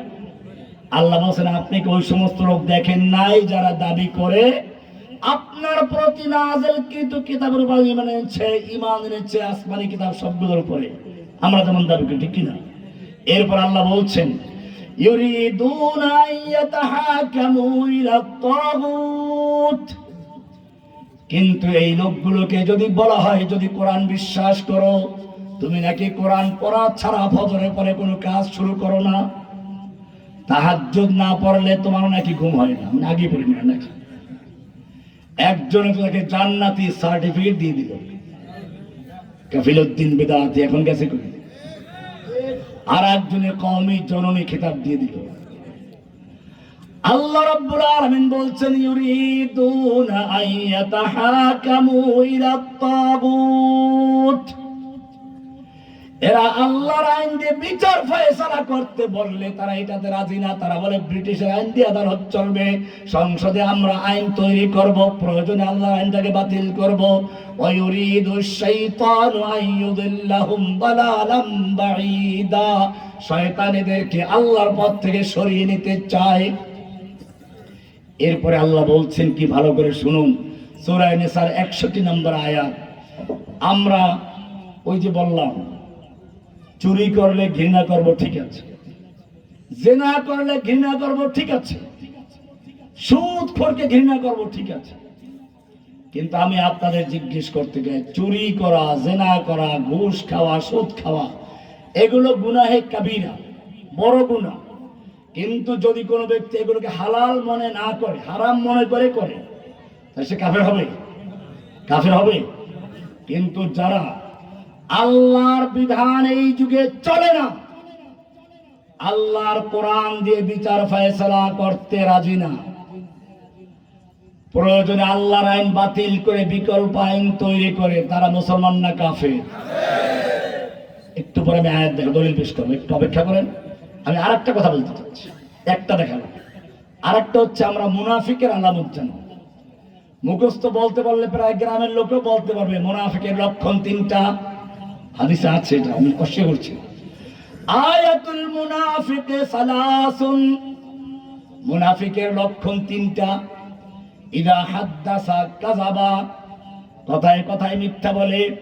ওয়া ইদা ওয়াদা আখলাফা, ওয়াদা করলে খিলাফ করে। ওয়া ইদা তুমিনা খানা, আমানত রাখলে খেয়ানত করে। কত হইছে? আর এক হাদিস, আরবাউন মান কুন্না ফীহি, 4টা বৈশিষ্ট্য, 4টা আলামত, 4টা লক্ষণ যদি কারো মধ্যে পাওয়া যায়, কানা মুনাফিকান খালিসান, সে একেবারে খালিস মুনাফিক, পিওর মুনাফিক। কয়টা? ওই আগের 3টার সাথে আরেকটা যোগ হবে। ওয়া ইযা খাসামা ফাজারা, ঝগড়া লাগলে, বিতর্ক লাগলে অশ্লীল গালিগালাজ শুরু হবে। কয়টা হলো? কিন্তু আমি আপনাদেরকে বলি, এই যে মুনাফিকের লক্ষণ, এই লক্ষণ পাওয়া গেলেই মুনাফিক হওয়া জরুরি না। লক্ষণ পাওয়া গেলে মুনাফিক বলা বা মুনাফিক হওয়া জরুরি নয়। কিরকম মনে করুন, এই বাচ্চা মনে করেন বয়স 8-10 বছর হবে, ও তার মামাকে দেখে নেয়, মামা বিদেশ থেকে এয়ারপোর্টে নামবে, আসবে, বাবার হাত ধরে চলে গেছে এয়ারপোর্ট। বাবাকে জিজ্ঞেস করে, আব্বু তোমার শালা দেখতে কেমন? তো বাপ বললো, তোমার বাপের শালা দেখতে কালা। ওর বাপের শালা দেখতে কালা। এখন বাচ্চা কি করে? বাচ্চা এখন যারে দেখে কালা, এয়ারপোর্ট থেকে হাফসি বের হচ্ছে, আফ্রিকানরা বের হচ্ছে, যারে দেখে কালা দৌড় দিয়ে কয় তুই আমার বাপের শালা, তুই যে কালা। কালা হইলে শালা হবে? শালা হইতে হলে কি লাগবে? কিন্তু কালা হইলেই কিনা। এইটা মনে রাখবেন, শুধু মুনাফিকের লক্ষণ ব্যাপারে না। এই যে আমাদের দেশে একদল আছে হুরজে, এই কেমন এসে গেছে, 24 সালে এটা হবে, ইমাম মাহদী বের হয়ে গেছে, আছেন একদল। এই বেটা, আল্লাহর নবী যেইটার নির্ধারিত কোনো সময় বয়ান করেন নাই, তুই সময় নির্ধারণ করতে কি? আল্লাহর নবী বলেন নাই 2024 সালে ইমাম মাহদী আসবে। আল্লাহ নবী বলেছেন আসবে। আল্লাহ নবী বলেছেন গাজওয়াতুল হিন্দ হবে। কবে হবে তা বলেছেন নাকি? আমরা লক্ষণ দেখতে পাচ্ছি। এখন বলে দিলাম কি গাজওয়াতুল হিন্দ 25 সালে শুরু হয়ে যাবে। আমরা ইমাম মাহদীর সৈনিক হয়ে গেছি, আছে না কিছু? আমি পরিষ্কার করে দেই, আমার বক্তব্যকে ব্যবহার করে ভুল কাজ করে না, জিহাদ করে। আমি কি এই জিহাদের দাওয়াত দিয়েছি যে তুমি একটা পুলিশ বক্সে গিয়ে পটকা মারলাম মুজাহিদ হয়ে গেছো? তুমি হলি আর্টিজানা হামলা করলাম মুজাহিদ হয়ে গেছে? তুমি নৌবাহিনীর মসজিদে গিয়ে বোমা মারিয়েছ, মুজাহিদ হয়ে গেছে? তুমি একটা ছোট্ট গ্রুপ করে পাহাড়ে চলে গেছো, মৌলভীবাজার পাহাড়ে, কি ইমাম মাহাদির কি মাহমুদের কাফেলা, মুজাহিদ হয়ে গেছে? আবার একদল চলে গেল কোথায়? কুকিচিংয়ের কাছে, মুজাহিদ হয়ে গেছে। এই ধরনের ফালতু কাজ করার নাম জিহাদ না, ভালো করে মনে রাখবেন। আলামত ভারতবর্ষের চেয়ে খারাপ অবস্থা এর আগেও হয়েছে। আমরা বলতে পারি হতে পারে, এটাও আবার এখন নাও হতে পারে, কিন্তু আমাদের প্রস্তুত থাকতে হবে। কি দেখতে হবে? আমাদের বলা হয়েছে প্রস্তুত থাকার জন্য। কবে গাজওয়াতুল হিন্দ হবে? তোমাকে আল্লাহ তাআলা গাজওয়াতুল হিন্দি ব্যবহার করবেন, না ফিলিস্তিনে লাগাবেন, না কাশ্মীরে লাগাবেন, না আরাকানে লাগাবেন, নাকি বাংলার জমিনে আল্লাহর দ্বীন কায়েমের জন্য লাগাবেন, সেটা জানেন কে? তোমার কাজ হচ্ছে নিজেকে আল্লাহর জন্য তৈরি করে রাখা। তুমি কার সৈনিক? ফিলিস্তিনিরা এটা বুঝতে পেরেছে। ফিলিস্তিনের গান আছে, লা তাসালনি লা তাসালনি মান আনা, লা তাসালনি মান আনা, আনা মিন জুনদিস সামা। আমায় জিজ্ঞেস করো না আমি কে, আমি আসমানের সৈনিক। ওরা বুঝতে পেরেছে এই দেশে যেমন একদল সাধারণ জনগণ, তারা বাংলাদেশি মানুষ, আর এই জনগণের আরেকটা অংশ হচ্ছে সেনাবাহিনী। সেনাবাহিনী আর সাধারণ মানুষ কি এক? কেন এক না? সেনাবাহিনীর কাজ ভিন্ন। সেনাবাহিনীর কাজ হচ্ছে যদি এই দেশের উপর কোনো আক্রমণ আসে, এই দেশের অস্তিত্ব বা স্থায়িত্বের উপর আক্রমণ আসে, তাহলে সেইটা মোকাবেলা করার দায়িত্ব কার? ঠিক তেমনি ভাবে একটা হচ্ছে সাধারণ মুসলমান, যারা কালেমা পড়ে ইসলাম কবুল করেছে, তাদের পরিচয় হচ্ছে হুয়া সাম্মাকুমুল মুসলিমিন মিল্লাত আবিকুম ইব্রাহিম, হুয়া সাম্মাকুমুল মুসলিমিন। এটা তোমাদের পিতা ইব্রাহিমের মিল্লাত, তিনি নাম রেখেছেন মুসলিমুন। এই পরিচয় আমরা সবাই বাংলাদেশীদের মতো জেনারেল মুসলিম। কিন্তু যারা আল্লাহর জমিনে আল্লাহর দ্বীন কায়েম করতে চায়, দ্বীনের উপরে যে কোনো সময় হামলা আসতে মোকাবেলা করতে প্রস্তুত, তাদের একটা আলাদা নাম আছে। কোরআনের সূরা ফাতহ এর 7 নম্বর আয়াত, ওয়ালিল্লাহি জুনুদুস সামাওয়াতি ওয়াল আরদ। আল্লাহর অসংখ্য সৈন্য আছে আসমানে, অসংখ্য সৈন্য আছে জমিনে। আসমানে আল্লাহর সৈন্য হচ্ছে ফেরেশতা, জমিনে আল্লাহর সৈন্য হচ্ছে তোমরা। সেজন্য মনে রাখতে হবে নবীওয়ালা কাজ কি। নবীওয়ালা কাজ কি ভালো করে কোরআনকে জিজ্ঞেস করো। আমি যদি আজকে এক কথা উত্তর দিতে বলি, আপনারা হয়তো পারবেন, কারণ যেহেতু আপনারা আমাদের লেকচার শোনা, বেশিরভাগই তো আমাদের বক্তব্য আগেই শুনেছেন। নবীওয়ালা কাজ এক কথা উত্তর দিতে হবে। আমি যদি প্রশ্ন করি আল্লাহ তাআলা শিও রাসূলকে, তার রাসূলকে হেদায়েত দিয়ে, কোরআন দিয়ে, দ্বীনে হক সত্য দিন দিয়ে কেন পাঠিয়েছেন, উত্তর কি? والذي أرسل رسوله بالهدى ودين الحق সূরা তওবার 33 নম্বর আয়াত, সূরা সফের 28 নম্বর আয়াত, সূরা ফাতর 29 নম্বর আয়াত, সূরা সফের 9 নম্বর আয়াত আল্লাহ বলছেন একই কথা, হুয়াল্লাযী আরসালা রাসূলাহু বিল হুদা ওয়া দীনিল হক। তিনি আল্লাহ যিনি তার রাসূলকে হুদান দিয়ে পাঠিয়েছেন, হেদায়েত দিয়ে পাঠিয়েছেন, ওয়া দীনিল হককে সত্য দিন দিয়ে পাঠিয়েছেন। কেন পাঠালেন? লিইয়ুযহিরাহু আলাদ-দীন কুল্লিহি। এই কিতাবের মাধ্যমে পৃথিবীর বুক থেকে অন্য সমস্ত দ্বীনে বাতিলকে বিলুপ্ত করে, দ্বীনে বাতিলকে পরাজিত করে আল্লাহর দ্বীনে হককে বিজয় করার জন্য পাঠিয়েছে। এটাই নবীর কাজ, এটাই নবীওয়ালা কাজ। সুতরাং যারাই নবীর পথে চলতে চাবে, নবীওয়ালা কাজ করতে যাবে, তাদের মনে রাখতে হবে তাদের প্রধান কাজ হচ্ছে আল্লাহর জমিনে সমস্ত দ্বীনে বাতিলকে বিলুপ্ত করে দ্বীনে হককে বিজয়ী করা। আমাদের সমাজে কি দ্বীনে হক বিজয়ী আছে? দ্বীনে হক বাতিল হয়ে এখন কতটুকু আছে? দ্বীনে বাতিল অনুগ্রহ করে যতটুকু আমাদেরকে পালন করতে দেয় অতটুকু আমরা করতে পারি, আর দ্বীনে বাতিল যেটা আমাদের অনুমোদন দেয় না ওটা করতে, এটা কি বিজয়ী? কোরআন এবারে শুন, কোরআন কি বলছে এইবারে ফেলে। আমি বলছিলাম যে এই যতক্ষণ যে মুনাফিকের লক্ষণ বলেছি, এই লক্ষণ পাওয়া গেলে মুনাফিক হওয়া জরুরি না। এখান থেকে আমি আরো কিছু কথা বলে দিলাম। আলামত, কিয়ামতের আলামত, ইমাম মাহদী আসার আলামত, ভাই যে দাজ্জালের আলামত, আলামত পাওয়া যাবে। আপনাকে আমাকে প্রস্তুত থাকতে হবে, কিন্তু আপনি নির্ধারণ করে বলবেন এই 25 সালে এটা হবে, 23 সালে এটা হবে, 26 সালে না হলে আবার ঘুরাইবেন। এই সমস্ত শয়তানের কাজ। কার কাজ? এটা আর এক শয়তান, এটা আরেক দাজ্জাল। আমি আলোচনা করছিলাম মুনাফিকের লক্ষণ নিয়ে। এইগুলো হচ্ছে সাধারণ মুনাফিকের লক্ষণ। এবারে ভিআইপি মুনাফিকের লক্ষণ শুনেন। কোরআনের সূরা নিসা 61 নম্বর আয়াত আল্লাহ বলছেন, وَإِذَا قِيلَ لَهُمْ تَعَالَوْا إِلَى مَا أَنزَلَ اللَّهُ وَإِلَى الرَّسُولِ।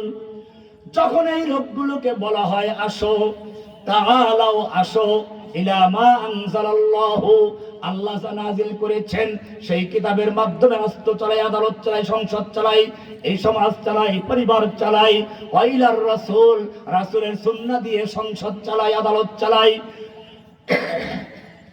যখন এদেরকে এই কথা বলা হয়, রাআইতাল মুনাফিকিনা, আপনি এই মুনাফিকগুলোকে দেখবেন। কে বলেছেন মুনাফিক? রাআইতাল মুনাফিকিনা, আপনি এই মুনাফিকগুলোকে দেখবেন। ইয়াসুদ্দুনা আনকা সুদুদা, তারা আস্তে করে মাথাটা ঝুঁকে অন্যদিকে চলে যাচ্ছে। এই মুনাফিক কোন মুনাফিক বুঝতে পেরেছেন তো? যারা আল্লাহর জমিনে আল্লাহর দ্বীন কায়েমের ক্ষেত্রে বাধার সৃষ্টি করে, রাষ্ট্রীয়ভাবে আল্লাহর দ্বীন প্রতিষ্ঠার ক্ষেত্রে যারা অপছন্দ করে। এমনি কোরআন মানি ঠিক আছে, কিন্তু কোরআনের রাজনীতি করা যাবে না। কোরআন দিয়ে আদালত চলবে না, কোরআন দিয়ে সংসদ চলে না। এই ধরনের চিন্তা ভাবনা যারা করে, আল্লাহ বলেছেন রাআইতাল মুনাফিকিনা ইয়াসুদ্দুনা আনকা সুদুদা, এই মুনাফিকগুলোকে দেখবেন আস্তে করে ঘাড়টা নিচু করে তারা ওখান থেকে চলে যায়, এড়াইয়া যায়, তারা এগুলো কোনো আর কানে নেয় না। এইবারে আল্লাহ বলছেন সূরা নিসার 65 নম্বর আয়াত, সামনের আয়াতটা বলেন, ফালা ওয়া রাব্বিকা লা ইউমিনুন,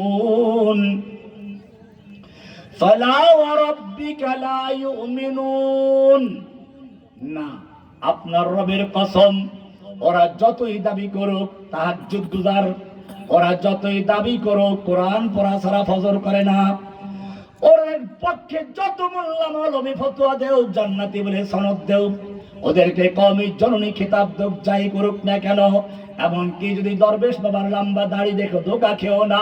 ফালা ওয়া রাব্বিকা লা ইউমিনুন, না, ওরা মুমিন নয়। হাত্তা ইউহাক্কিমুকা, যতক্ষণ পর্যন্ত হাত্তা ইউহাক্কিমুকা ফীমা শাজারা বাইনাহুম, তাদের পারস্পরিক মামলা মোকদ্দমার ক্ষেত্রে, বিচার ফয়সালার ক্ষেত্রে আপনার আদালতে বিচার ফয়সালা না নিয়ে আসবে, কোরআনের কাছে বিচার ফয়সালা না নিয়ে আসবে, আল্লাহর বিধান অনুযায়ী বিচার ফয়সালা না করবে, সুম্মা লা ইয়াজিদু ফি আনফুসিহিম হারাজাম মিম্মা কাদাইতা, অতঃপর কোরআন যে সিদ্ধান্ত দিবে, কোরআন যে আইন দিবে, কোরআন যে বিধান দিবে, এই বিধানের বিরুদ্ধে কোনো যুক্তি পেশ করবে না। শয়তানের মতো বলবে না আমি ভালো, এটা ভালো না, আমার যুক্তি আছে। কোরআনের বিরুদ্ধে তার মনের মধ্যে কোনো সংশয় থাকবে না, দ্বিধাদ্বন্দ্ব থাকবে না, কোন রকম ভাবে তার নেগেটিভ কোনো চিন্তা থাকবে না। ওয়ায়ুসাল্লিমু তাসলিমা, সম্পূর্ণভাবে আনুগত্যের সঙ্গে মাথা ঝুঁকিয়ে না দেওয়া পর্যন্ত আল্লাহর কসম সে মুমিন হতে পারে না। কে বলেছে? বোঝা গেল এই যে যারা মক্কায় গিয়ে পট্টি লাগায়, আবার ইন্ডিয়ায় গিয়ে তিলক লাগায়, হজ্জে কাবা ভি কিয়া গঙ্গা কা স্নান ভি লিয়া, খুশ রহে আল্লাহ ভি শয়তান ভি নারাজ না হো, কাবায় গিয়ে পট্টিও লাগায়, উমরাও করে, আবার গঙ্গায় গিয়ে স্নানও করে, ইন্ডিয়ায় গিয়ে আবার তিলক। ওই দুর্গা দেবীর জন্য বলছিল না, মা দুর্গা দেবী প্রতি বছর কোনো না কোনো বাহনে চড়ে আসে, এবার এসেছে গজে চড়ে, আর গজে চড়ে আসলে পৃথিবী ফলে ফসলে ভরে যায়, এবার তাই হয়েছে। এর বিরুদ্ধে বক্তব্য দিয়েছিলাম, এরপরে আমার চাকরি তো জেলে যাইতে হলো, ধানমন্দির শাহেনবাগ মসজিদ। আমি সেদিন কঠিন ভাবে বলেছিলাম, আপনি বাংলাদেশের 18 কোটি মুসলিমদের প্রধানমন্ত্রী, আপনি মন্দিরে যান, সমস্যা নাই, কিন্তু আপনার আকীদা যা আপনি পেশ করেছেন, এটা মুসলমান তো দূরের কথা, মক্কার আবু জাহেল, আবু লাহাব, কাফেরদের আকীদার চেয়ে ভালো ছিল। কোরআন পরিষ্কার বলছে, আপনি কোরআন পড়েন। আমাদের সমাজে একটা মিথ্যা কথা প্রচলিত আছে, মক্কার কাফেররা আল্লাহর বিশ্বাস করতো না, মিথ্যা কথা। আল্লাহ বিশ্বাস করতো, কোরআন থেকে দলিল নেন, আমি দেখাচ্ছি।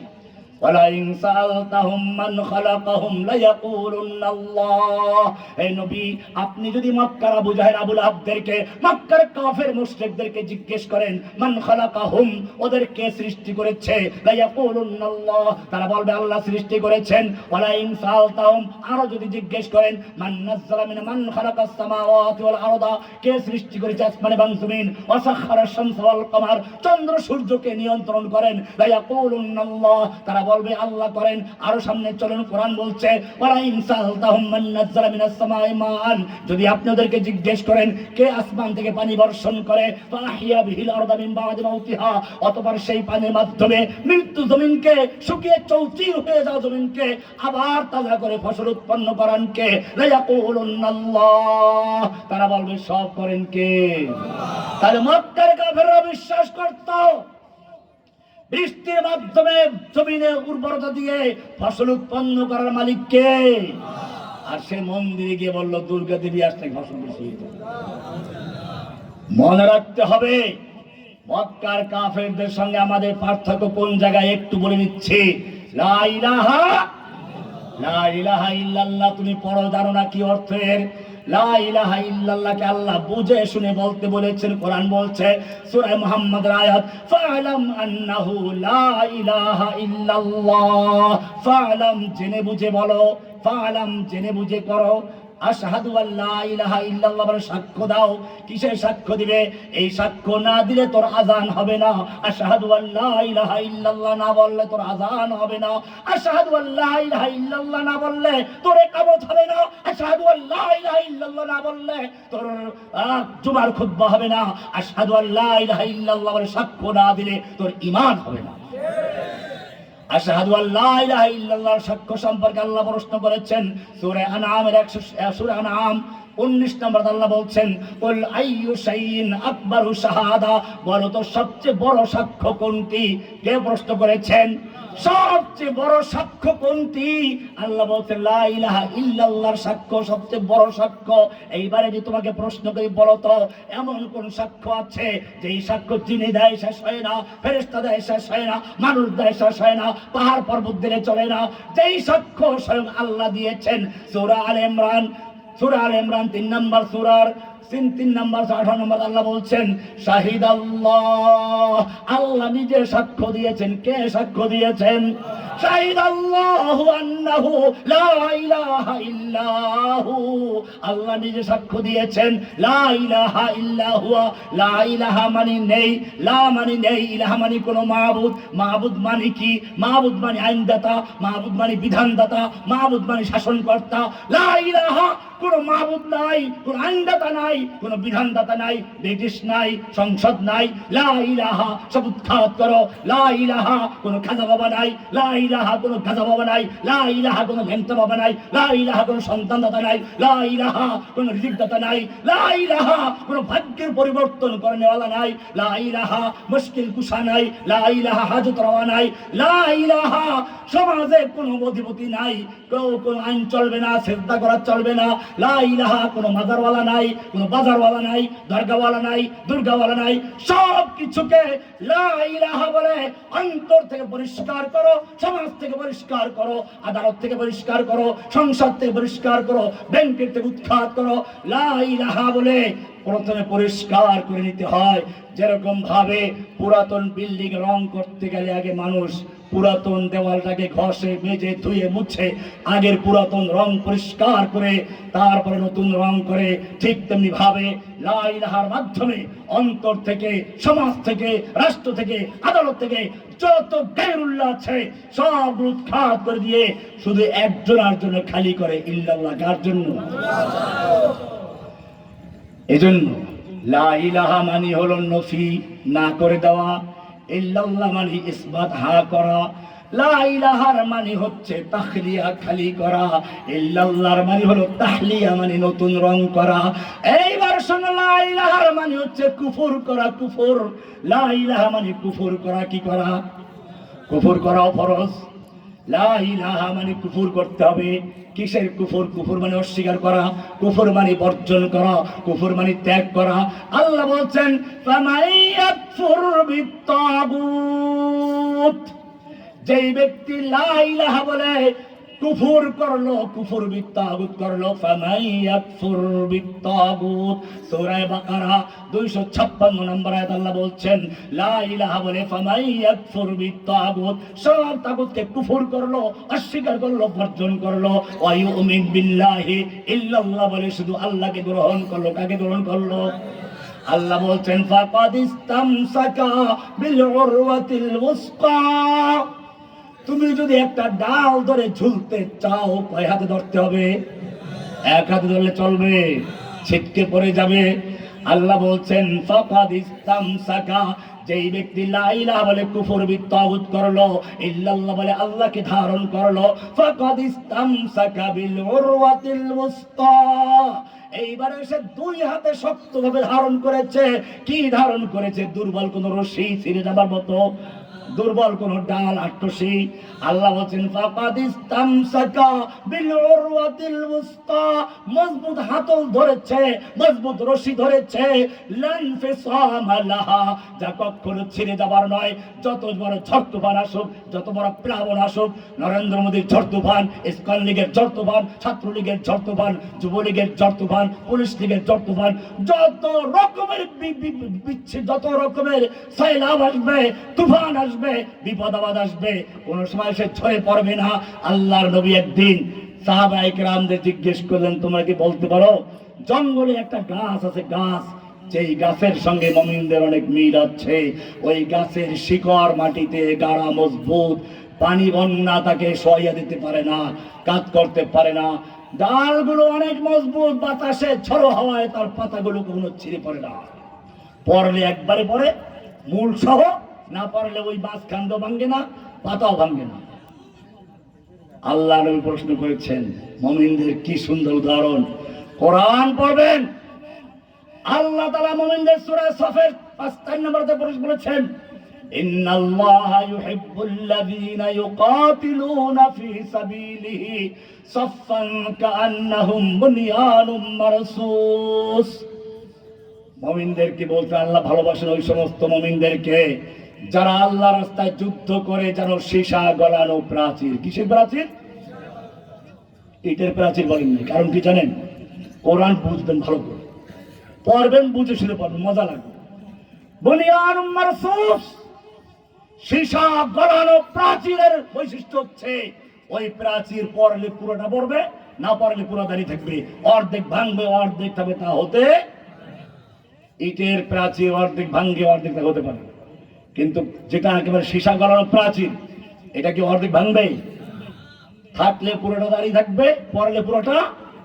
আল্লাহ তাআলা বুঝালেন, ইন্নাল্লাহা ইউহিব্বুল্লাযীনা ইউকাতিলুনা ফী সাবিলিহি সাফফান কাআন্নাহুম বুনিয়ানুম মারসুস। যেন তারা সীসা গলানো প্রাচীর, যারা কাতারবন্দি হয়ে আল্লাহর রাস্তায় যুদ্ধ করে, যেন তারা সীসা গলানো প্রাচীর। এই মুমিনদেরকে আল্লাহ ভালোবাসেন। বোঝা গেল খেজুর গাছের কথা আল্লাহ রাসূল বলেছেন যে তার শিকড়গুলো মাটিতে গাড়া, উপরের ডালগুলো শক্ত, পাতাগুলো ঝরে পড়ে না। কোরআনই বলা সেটা। আলাম তারা কাইফা দারাবাল্লাহু মাসালান কালিমাতান তাইয়্যিবাতান কাশাজারাতিন তাইয়্যিবাহ আসলুহা সাবিতুন ওয়া ফারউহা ফিস সামা। আলাম তারা, তোমরা কি দেখতে পাচ্ছ না? কাইফা দারাবাল্লাহু, কি সুন্দর আল্লাহ তাআলা উদাহরণ দিয়েছেন। দারাবাল্লাহু মাসালান কালিমাতান তাইয়্যিবাতান, কালেমায়ে তাইয়্যিবা লা ইলাহা ইল্লাল্লাহকে কি সুন্দর করে আল্লাহ উদাহরণ দিচ্ছেন।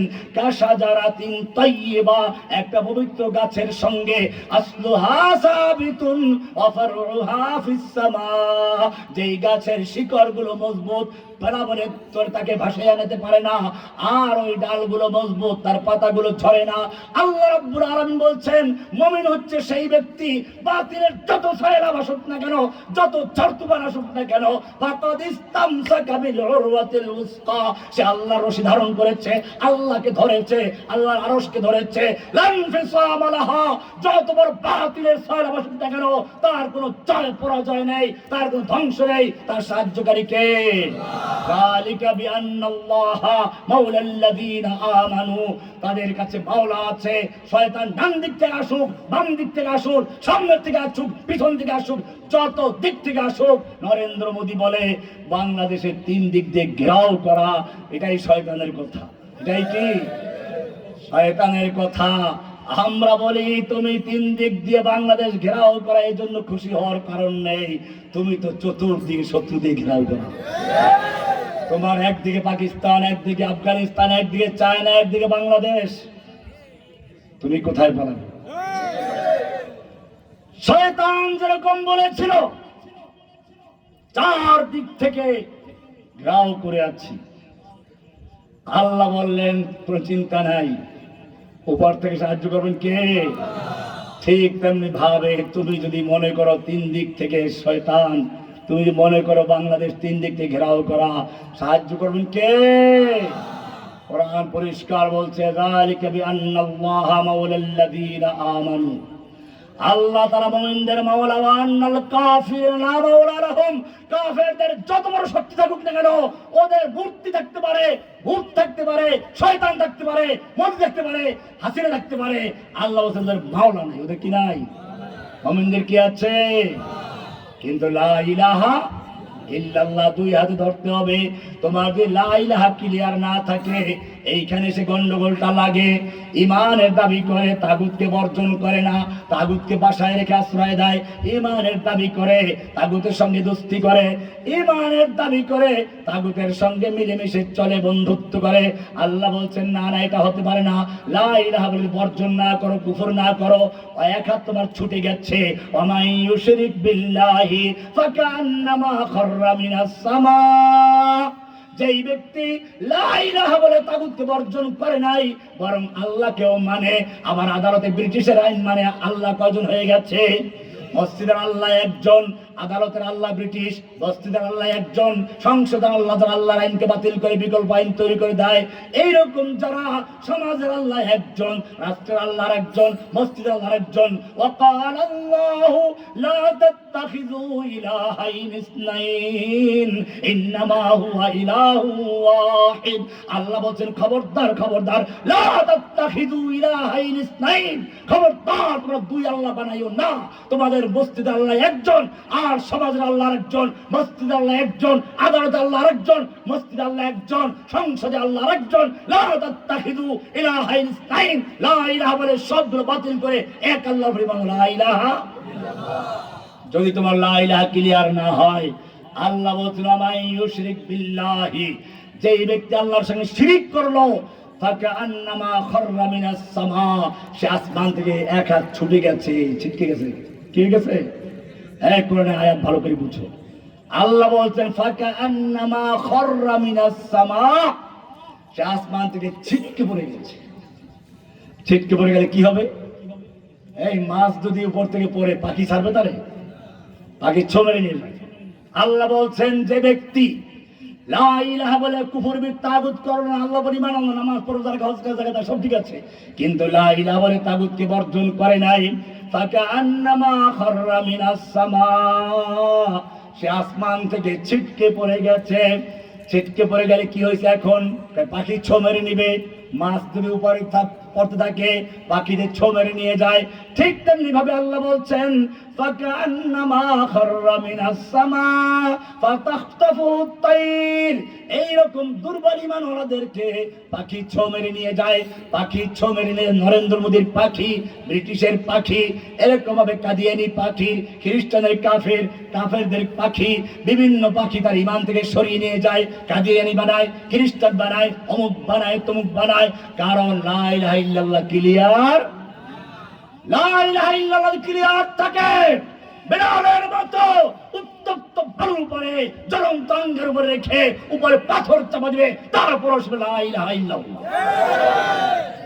যদি লা ইলাহা ইল্লাল্লাহ ক্লিয়ার থাকে, খুবাইবের মতো সুলিবিদ্ধ অবস্থায় যদি বলা হয় তোমার জায়গায় মুহাম্মদকে রাখা হোক, তোমাকে ছেড়ে দেওয়া হোক, সেখান থেকে গর্জে উঠবে ফালাস্তু উবালি হিনা উক্তালু মুসলিমা আলা আইয়ি শাক্কিন কানা ফিল্লাহি মাসরাই ওয়া যালিকা ফি যাতিল ইলাহি ওয়া ইয়াশা ইবারিক লি ফি আওসালি শিলবিন মুমাজ্জাই। ওই সুলিবিদ্ধ অবস্থায় বলবে আমার ওই কাফের শুনে রাখ, আমার কোনো পরোয়া নেই, আমার কোনো চিন্তা নেই, আমার এই জীবন কার জন্য? লা ইলাহা, এটার নাম এক তাওহীদ। এটার নাম কি?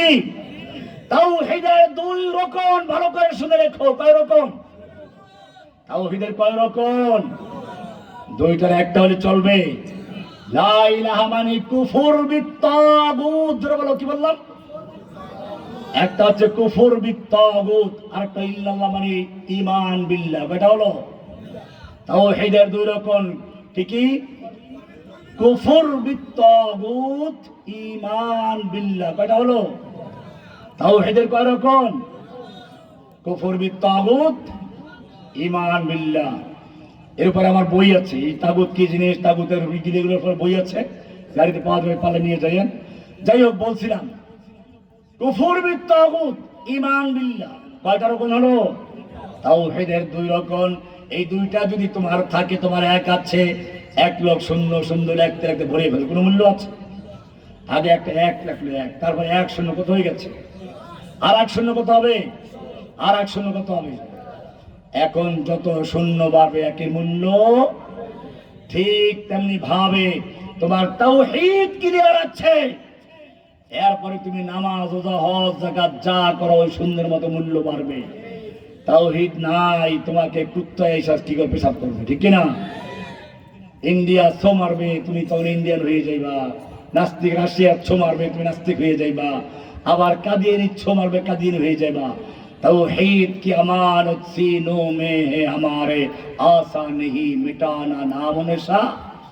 তাওহীদ এটা এরকম, একজন লোক রাস্তায় একটা সুন্দরী মেয়ে তার পছন্দ হয়েছে, ধরে নিয়ে আসছে, এনে তাকে উযু করেছে, গোসল করায়, নামাজ পড়ায়, রোজা রাখে, হজ করায়, যাকাত দেওয়ায়, উমরা করতে নিয়ে যায়, হালাল রুজি খাওয়ায়, কঠোর শরিয়া মেনে ঘর সংসার করে, কিন্তু বিয়ে করে নেই। কি করে নেই? কি করে নাই?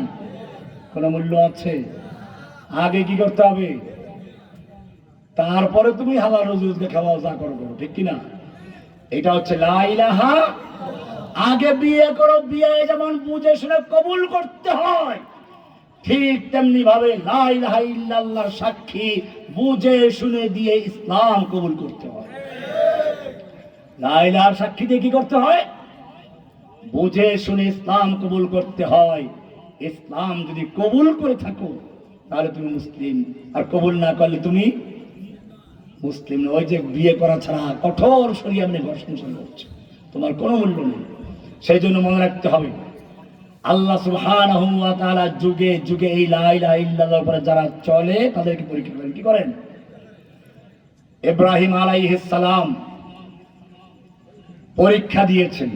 পরীক্ষার আগে কি আল্লাহ তাকে ইমাম বানাইছেন? কোরআনে পরিষ্কার আছে, ওয়াইদ বিতালা ইব্রাহিম রাব্বুহু বিকালিমাতিন ফাতাম্মাহুন্না ক্বালা ইন্নী জাইলুকা লিন-নাসি ইমামা। আল্লাহ তাআলা বলছেন, ওয়াইদ বিতালা ইব্রাহিম রাব্বুহু, ইব্রাহিম আলাইহিস সালামকে আল্লাহ তাআলা পরীক্ষা করেছেন। পরীক্ষা করেছেন সন্তান না দিয়ে, পরীক্ষা করেছেন বুড়া বয়সে সন্তান দিয়ে, জবাই করার হুকুম দিয়ে, পরীক্ষা করেছেন আগুনের সামনে দাঁড় করিয়ে। আল্লাহ তাআলা দেখাতে চান, স্বর্ণ যদি সুন্দরী নারীর গলার হার হতে চায়, অলংকার হতে চায়, তাকে আগুনে পোড়া খেতে হয়, হাতুড়ির বাড়ি খেতে হয়, তারপরে অলংকার হয়। ঠিক তেমনি ভাবে তুমি যদি সত্যিকার অর্থে আল্লাহর দ্বীনের সৈনিক হতে চাও, আল্লাহর জান্নাতের অলংকার হতে চাও, আল্লাহর জমিনে আল্লাহর দ্বীন কায়েম করার জন্য লিডার হতে চাও, আল্লাহ বলছেন, ওয়াইদ বিতালা ইব্রাহিম রাব্বুহু বিকালিমাতিন ফাতাম্মাহুন্না। সূরা বাকারা 124 নম্বর আল্লাহ বলছেন, ইব্রাহিমকে পরীক্ষা করলাম, ফাতাম্মাহুন্না, পরীক্ষায় পাশ করেছে, আগুনে পোড়া খেয়েছে। এইবারে পরীক্ষায় পাশ করলো, আগুনে পোড়া খেলো। ক্বালা ইন্নী জাইলুকা লিন-নাসি ইমামা, ও ইব্রাহিম, আমি তোমাকে ইমাম বানাবো, ইমাম লিডার বানাবো, জাতির জন্য ইমাম বানাবো। তুমি পরীক্ষায় পাশ করেছো। ইব্রাহিম বলল, আল্লাহ শুধু আমাকে কেন, ওয়ামিন যুররিয়াতি, আমার সন্তানদের মধ্য থেকেও একদল তুমি ইমাম বানাও। আল্লাহ বলেন, লা ইয়ানালু আহাদিজ জালিমিন, তোমার সন্তানদের মধ্য থেকে যারা দালালি করবে, কওমি জননী ঘোষণা করবে, যারা দালালি করে কোন নাস্তিক মুরতাদকে জান্নাতি বলবে, লা ইয়ানালু আহাদিজ জালিমিন, আমি তাদেরকে আমার নেতৃত্বের মুকুট পরাবো না। যারা সত্যিকার অর্থে যুগে যুগে পরীক্ষা দিয়ে উত্তীর্ণ হবে, আগুনের পোড়া খেবে, আবু সাইদের মতো বুক টান করে দিবে গুলির সামনে, আমি তাদেরকে নেতৃত্ব দান করব। তমদিয়ে বাদি মুখালিফ সিনা ঘবরায় ওকাব। ওহে যুবক, আজকে আমি যখন আসলাম দেখলাম মাহফিলের অনেক যুবকরা, মাশাআল্লাহ, আমি অসুস্থ আসলে, কিন্তু ওদেরকে দেখে বোধহয় একটু সুস্থতা আসছে। আজকে বয়ান করতে পারবো চিন্তাও করিনি আসে।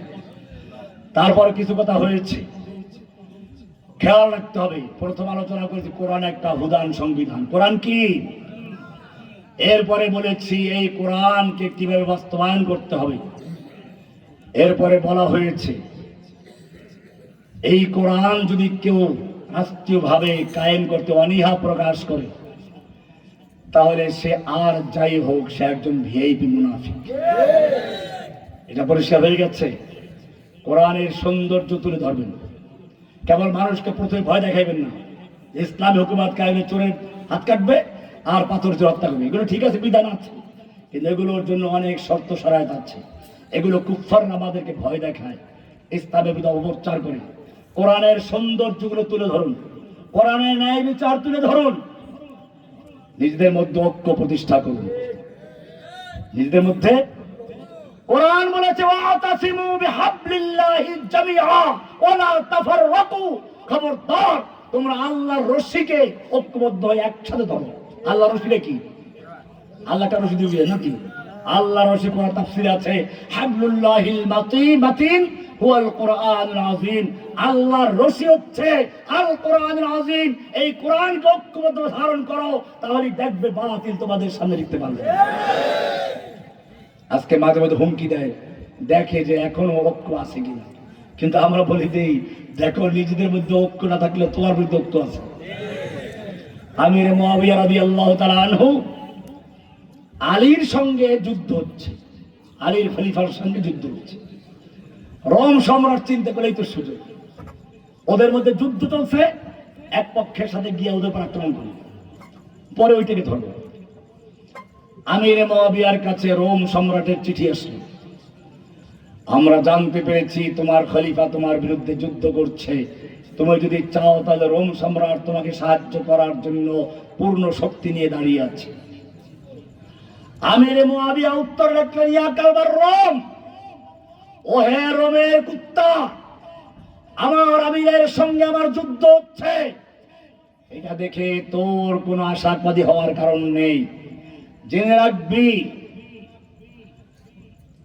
যদি এই সুযোগ নিয়ে মুসলিম ভূখণ্ডের দিকে এক কদম বাড়াতে চাস, আলীর পক্ষে যুদ্ধ করতে গিয়ে প্রথম যে লোকটা জীবন দিবে সে লোকটা হচ্ছে আমির মুআবিয়া রাদিয়াল্লাহু তাআলা। আমাদের মনে রাখতে হবে, এদেশে হয়তো ছাত্রদের মধ্যে বা কিছু একটু গন্ডগোল দেখেছে, এদিকে আশাবাদী হয়ে গেছে। আমরাও সেই বাংলাদেশের পলাতক সেই লেডি কুকুরকে বলে দিতে চাই, বাংলাদেশে যদিও নিজেদের মধ্যে দেখো মারামারি হচ্ছে, যুদ্ধ হচ্ছে, তোমার আশাবাদী হওয়ার কোনো কারণ নেই। তোমার বিরুদ্ধে জাতি ঐক্যবদ্ধভাবে ইনশাআল্লাহ মোকাবেলা করবে। এটাই আমাদের কাজ। আমাদের কোরআনের রাজ কায়েম করার জন্য ঐক্যবদ্ধ থাকতে হবে। এখনো আলেমদের বিজয় হয় না, এখনো ইসলামের বিজয় হয় না। কাজে মনে রাখতে হবে, আমাদেরকে ঐক্যবদ্ধ হয়ে ইসলামকে বিজয়ী করা পর্যন্ত একসাথেই থাকতে হবে। আল্লাহ সুবহানাহু ওই জন্য আমাদের ওই যে দেখেন রমজান মাস আসলে দেখবেন ইখতিলাফ শুরু হয়ে যায়, ফিকহি মাসলা মাসাইল, তারাবি 8 টাকা না 20 টাকা, হাত এখানে বানবো না এখানে বানবো। আরে বাবা, ইসলামের মৌলিক বিষয় নিয়ে কোনো ইখতিলাফ নেই। নামাজ 5 ওয়াক্ত নামাজ, আহলুস সুন্নাহর যতগুলো দল আছে, কোন ইখতিলাফ আছে? নামাজের রুকু সিজদা কিরাত পড়া ফরজ, কোন ইখতিলাফ আছে? ইখতিলাফ কতগুলো মুসলাম আছে, মুস্তাহাব না। সেখানে গিয়ে আমরা হাত এখানে বানবো না এখানে বানবো, সবটা দলিল আছে। এখানে যারা হাত বাঁধে তাদের পক্ষে দলিল আছে, আবু দাউদ হাদিস আছে। ইমাম বুখারী বলছেন এটা দুর্বল, এইটাকে সহিহ একবার এটা মেনে নিয়েছে। আবার যারা এইটাকে সহিহ বলে মেনে নিয়েছে, অন্যরা হানাফিরা বলে যে না ওইটা উনি দুর্বল বললো, অন্যরা সহিহ বলেছেন, ওইটা সহিহ এটা দুর্বল। কাজে দুই দলে কিন্তু হাদিস পান, দুই দলে হাদিস পান। এমনি ভাবে তারাবি 8 টাকা না 20 টাকা, দেখো যে কি গন্ডগোল লেগে যায়। এখন 20 টাকাদের পক্ষে অনেকগুলো দলিল যাচ্ছে, আহলে হাদিসের বাইরে বলবে কি ওগুলো সব জয়ীফ হাদিস। হানাফিরা বলবে 8 টাকাদের পক্ষে হাদিস সহিহ হাদিস ঠিক আছে, কিন্তু ওটা হলো তাহাজ্জুদের নামাজের হাদিস, ওরা তারাবির নামাজের হাদিস। তাহলে দুই দলই তো হাদিসের কথা বলে, তাই না? হানাফিরাও হাদিস বলে, সালাফিরাও কি বলে। এখানে ব্যাখ্যার ভুল কি আছে? একদল ওই আয়েশার থেকে বর্ণিত সহিহ হাদিস এটাকে নিয়ে গেছে তারাবি নামাজের ব্যাপারে, তারা 8 টাকা বলেন সহিহ হাদিস গ্রহণ করেছেন, ঠিক আছে গ্রহণ করুন। আর একদল 20 টাকার হাদিস অনেকগুলো আছে, সেগুলো নিয়েছেন, আপনি ওগুলোকে জয়ীফ বলে উনি নিয়েছেন, ওরা ওগুলোকে তাবিল করে সহিহ করে। দুই পক্ষই হাদিস। যে আপনি যেমন 8 টাকার হাদিস মানার কারণে আহলে হাদিস, হানাফিরা অনেকগুলো হাদিস মানার কারণে তারাও আহলে হাদিস। আপনি এইটাকে তাবিল সহিহ রাখেন, ওইটা তাবিল করেন, আর ওইটাকে তাবিল করে এইটাকে সহিহ। ব্যাপারটা পরিষ্কার। আমি জোরে বলবো না আস্তে বলবো, এইসব নিয়ে এখন গন্ডগোল করার কোন সুযোগ। আপনার যদি যোগ্যতা থাকে তাহকিক করে আপনি কি করবেন, সহিহটা আমল করবেন, ঠিক আছে। কিন্তু যদি যোগ্যতা না থাকে তাহলে আপনি যেখানে আছেন ওইখানে যেভাবে আমল করে সে আমল করবেন। ব্যাপারটা পরিষ্কার। এখন মনে করেন এই যে আমাদের গন্ডগোলগুলো, এগুলো কমাতে হবে আস্তে আস্তে। মৌলিক বিষয় ঐক্যবদ্ধ কি হতে হবে, এটা বলে ইত্তেহাদ মাল ইখতিলাফ, অর্থাৎ এইসব বিষয়ে ইখতিলাফ আছে থাকবে, এই ইখতিলাফগুলো রেখে আমরা ইকামতুদ দ্বীনের জন্য ঐক্যবদ্ধ হব, ঠিক কিনা ইনশাআল্লাহ। আল্লাহ তাআলা আমাদের সকলকে বিষয়গুলোকে বুঝার এবং আমল করার তৌফিক দান করুন। আখিরু দাওয়ানা আলহামদুলিল্লাহি রাব্বিল আলামিন। আমরা দোয়া করি এলাকার যুবক ভাইদের জন্য, এই মসজিদ কর্তৃপক্ষ যারা এই মাহফিল আয়োজন করেছেন, আলহামদুলিল্লাহ যুবকদের দেখে ভালো লেগেছে, আর অনেক কষ্ট করে আপনারা দূর দরাজ থেকে এসেছেন। আল্লাহ তাআলা সকলকে এই মাহফিলকে উসিলা করে কবুল করেন, আমিন। আল্লাহুম্মা সাল্লি আলা মুহাম্মাদিন ওয়া আলা আলি মুহাম্মাদ কামা সাল্লাইতা আলা ইব্রাহিম ওয়া আলা আলি ইব্রাহিম ইন্নাকা হামিদুম মাজিদ। اللهم بارك على محمد وعلى آل محمد كما باركت على إبراهيم وعلى آل إبراهيم إنك حميد مجيد. دعاء الحمد لله رب العالمين والصلاة والسلام على سيد المرسلين وعلى آله وصحبه أجمعين. রব্বুল আলামিন, দীর্ঘক্ষণ পর্যন্ত এখানে কোরআন হাদিস থেকে আলোচনা হয়েছে। রব্বুল আলামিন, ইয়া আল্লাহ, আমরা যারা বললাম, যারা শুনলাম, এর মধ্যে কোনো ভুল হয়ে থাকে মেহেরবানি করে মাফ করুন। ইয়া রব্বুল আলামিন, যা কিছু এখানে সহি আলোচনা হয়েছে সেগুলো আমল করার তৌফিক দান করুন। ইয়া রব্বুল আলামিন, ইয়া আল্লাহ, এই মাহফিলকে যারা অর্থ দিয়ে, শ্রম দিয়ে, পরামর্শ দিয়ে, বিশেষ করে যুব সমাজ এই মাহফিলকে কামিয়াব করার জন্য শ্রম দিয়েছেন, ইয়া আল্লাহ, যেই কোনো এলাকায় যে কোনো আন্দোলন সফল হতে হলে তিনটা জিনিসের প্রয়োজন: যুবকের শ্রম রক্ত, ধনীদের অর্থ, মুরব্বীদের পরামর্শ। এখানে সেই তিনটা জিনিসের সমন্বয় হয়েছে। ইয়া আল্লাহ, এলাকার যুবকদেরকে আলেম এবং মুরব্বীদের পরামর্শ দিয়ে, ধনীদের থেকে অর্থ নিয়ে, যুবকের শ্রম রক্ত দিয়ে এই এলাকার সকলকে ঐক্যবদ্ধ হয়ে দিনকে বিজয় করার তৌফিক দান করুন। ইয়া আল্লাহ, এদের হিম্মতকে আরো বৃদ্ধি করে দিন। ইয়া আল্লাহ, এদের সাহসকে আরো বৃদ্ধি করে দিন। ইয়া রাব্বুল আলামিন, ইয়া আল্লাহ, এলাকার যে যুবকেরা আজকে এই মাহফিলের ইন্তজাম করেছেন, প্রত্যেকে আপনার কোরআনের সৈনিক হিসেবে কবুল মঞ্জুর করুন। ইয়া আল্লাহ, কোরআনের রাজ কায়েম করার জন্য এরা যেন বাংলার জমিনের প্রয়োজনে বুকের তাজা রক্ত ঢেলে দিয়ে, ইয়া রাব্বুল আলামিন, ইয়া আল্লাহ, শাহাদাতের সুধা পান করে হলেও যেন দ্বীন কায়েমের জন্য ভূমিকা রাখতে সে তৌফিক দান করে। ইয়া আল্লাহ, বাংলার জমিনে তুমি আমাদের দ্বীন বিজয়ের জন্য কবুল মঞ্জুর করে দাও। ইয়া রাব্বুল আলামিন, যারা এই মজলিসে উপস্থিত রয়েছেন, দূর দরাজ থেকে হাজির হয়েছেন, ইয়া আল্লাহ, সকলকে আপনি কোরআনের সত্যিকার অর্থে কোরআনের সৈনিক হওয়ার তৌফিক দান করুন। ইয়া আল্লাহ, আপনি কোরআনে বলেছেন আপনার সৈনিক আছে আসমানে, আপনার সৈনিক জমিনে। ইয়া আল্লাহ, আসমানের সৈনিক তো ফেরেশতা, জমিনের সৈনিক কারা? রব্বুল আলামিন, ইয়া আল্লাহ, আমরা জমিনের ভিতরে তোমার সৈনিক হওয়ার জন্য তোমার দরবারে নাম লেখাচ্ছি। মেহেরবানি করে আমাদের সকলকে তোমার সৈনিক হওয়ার তৌফিক দান করুন। তোমার সৈনিকদের তালিকায় আমাদের নামগুলো কবুল করবে আল্লাহ। সুবহান রাব্বিকা রাব্বিল ইজ্জাতি আম্মা ইয়াসিফুন ওয়া সালামুন আলাল মুরসালিন আলহামদুলিল্লাহি রাব্বিল আলামিন। আসসালামু আলাইকুম।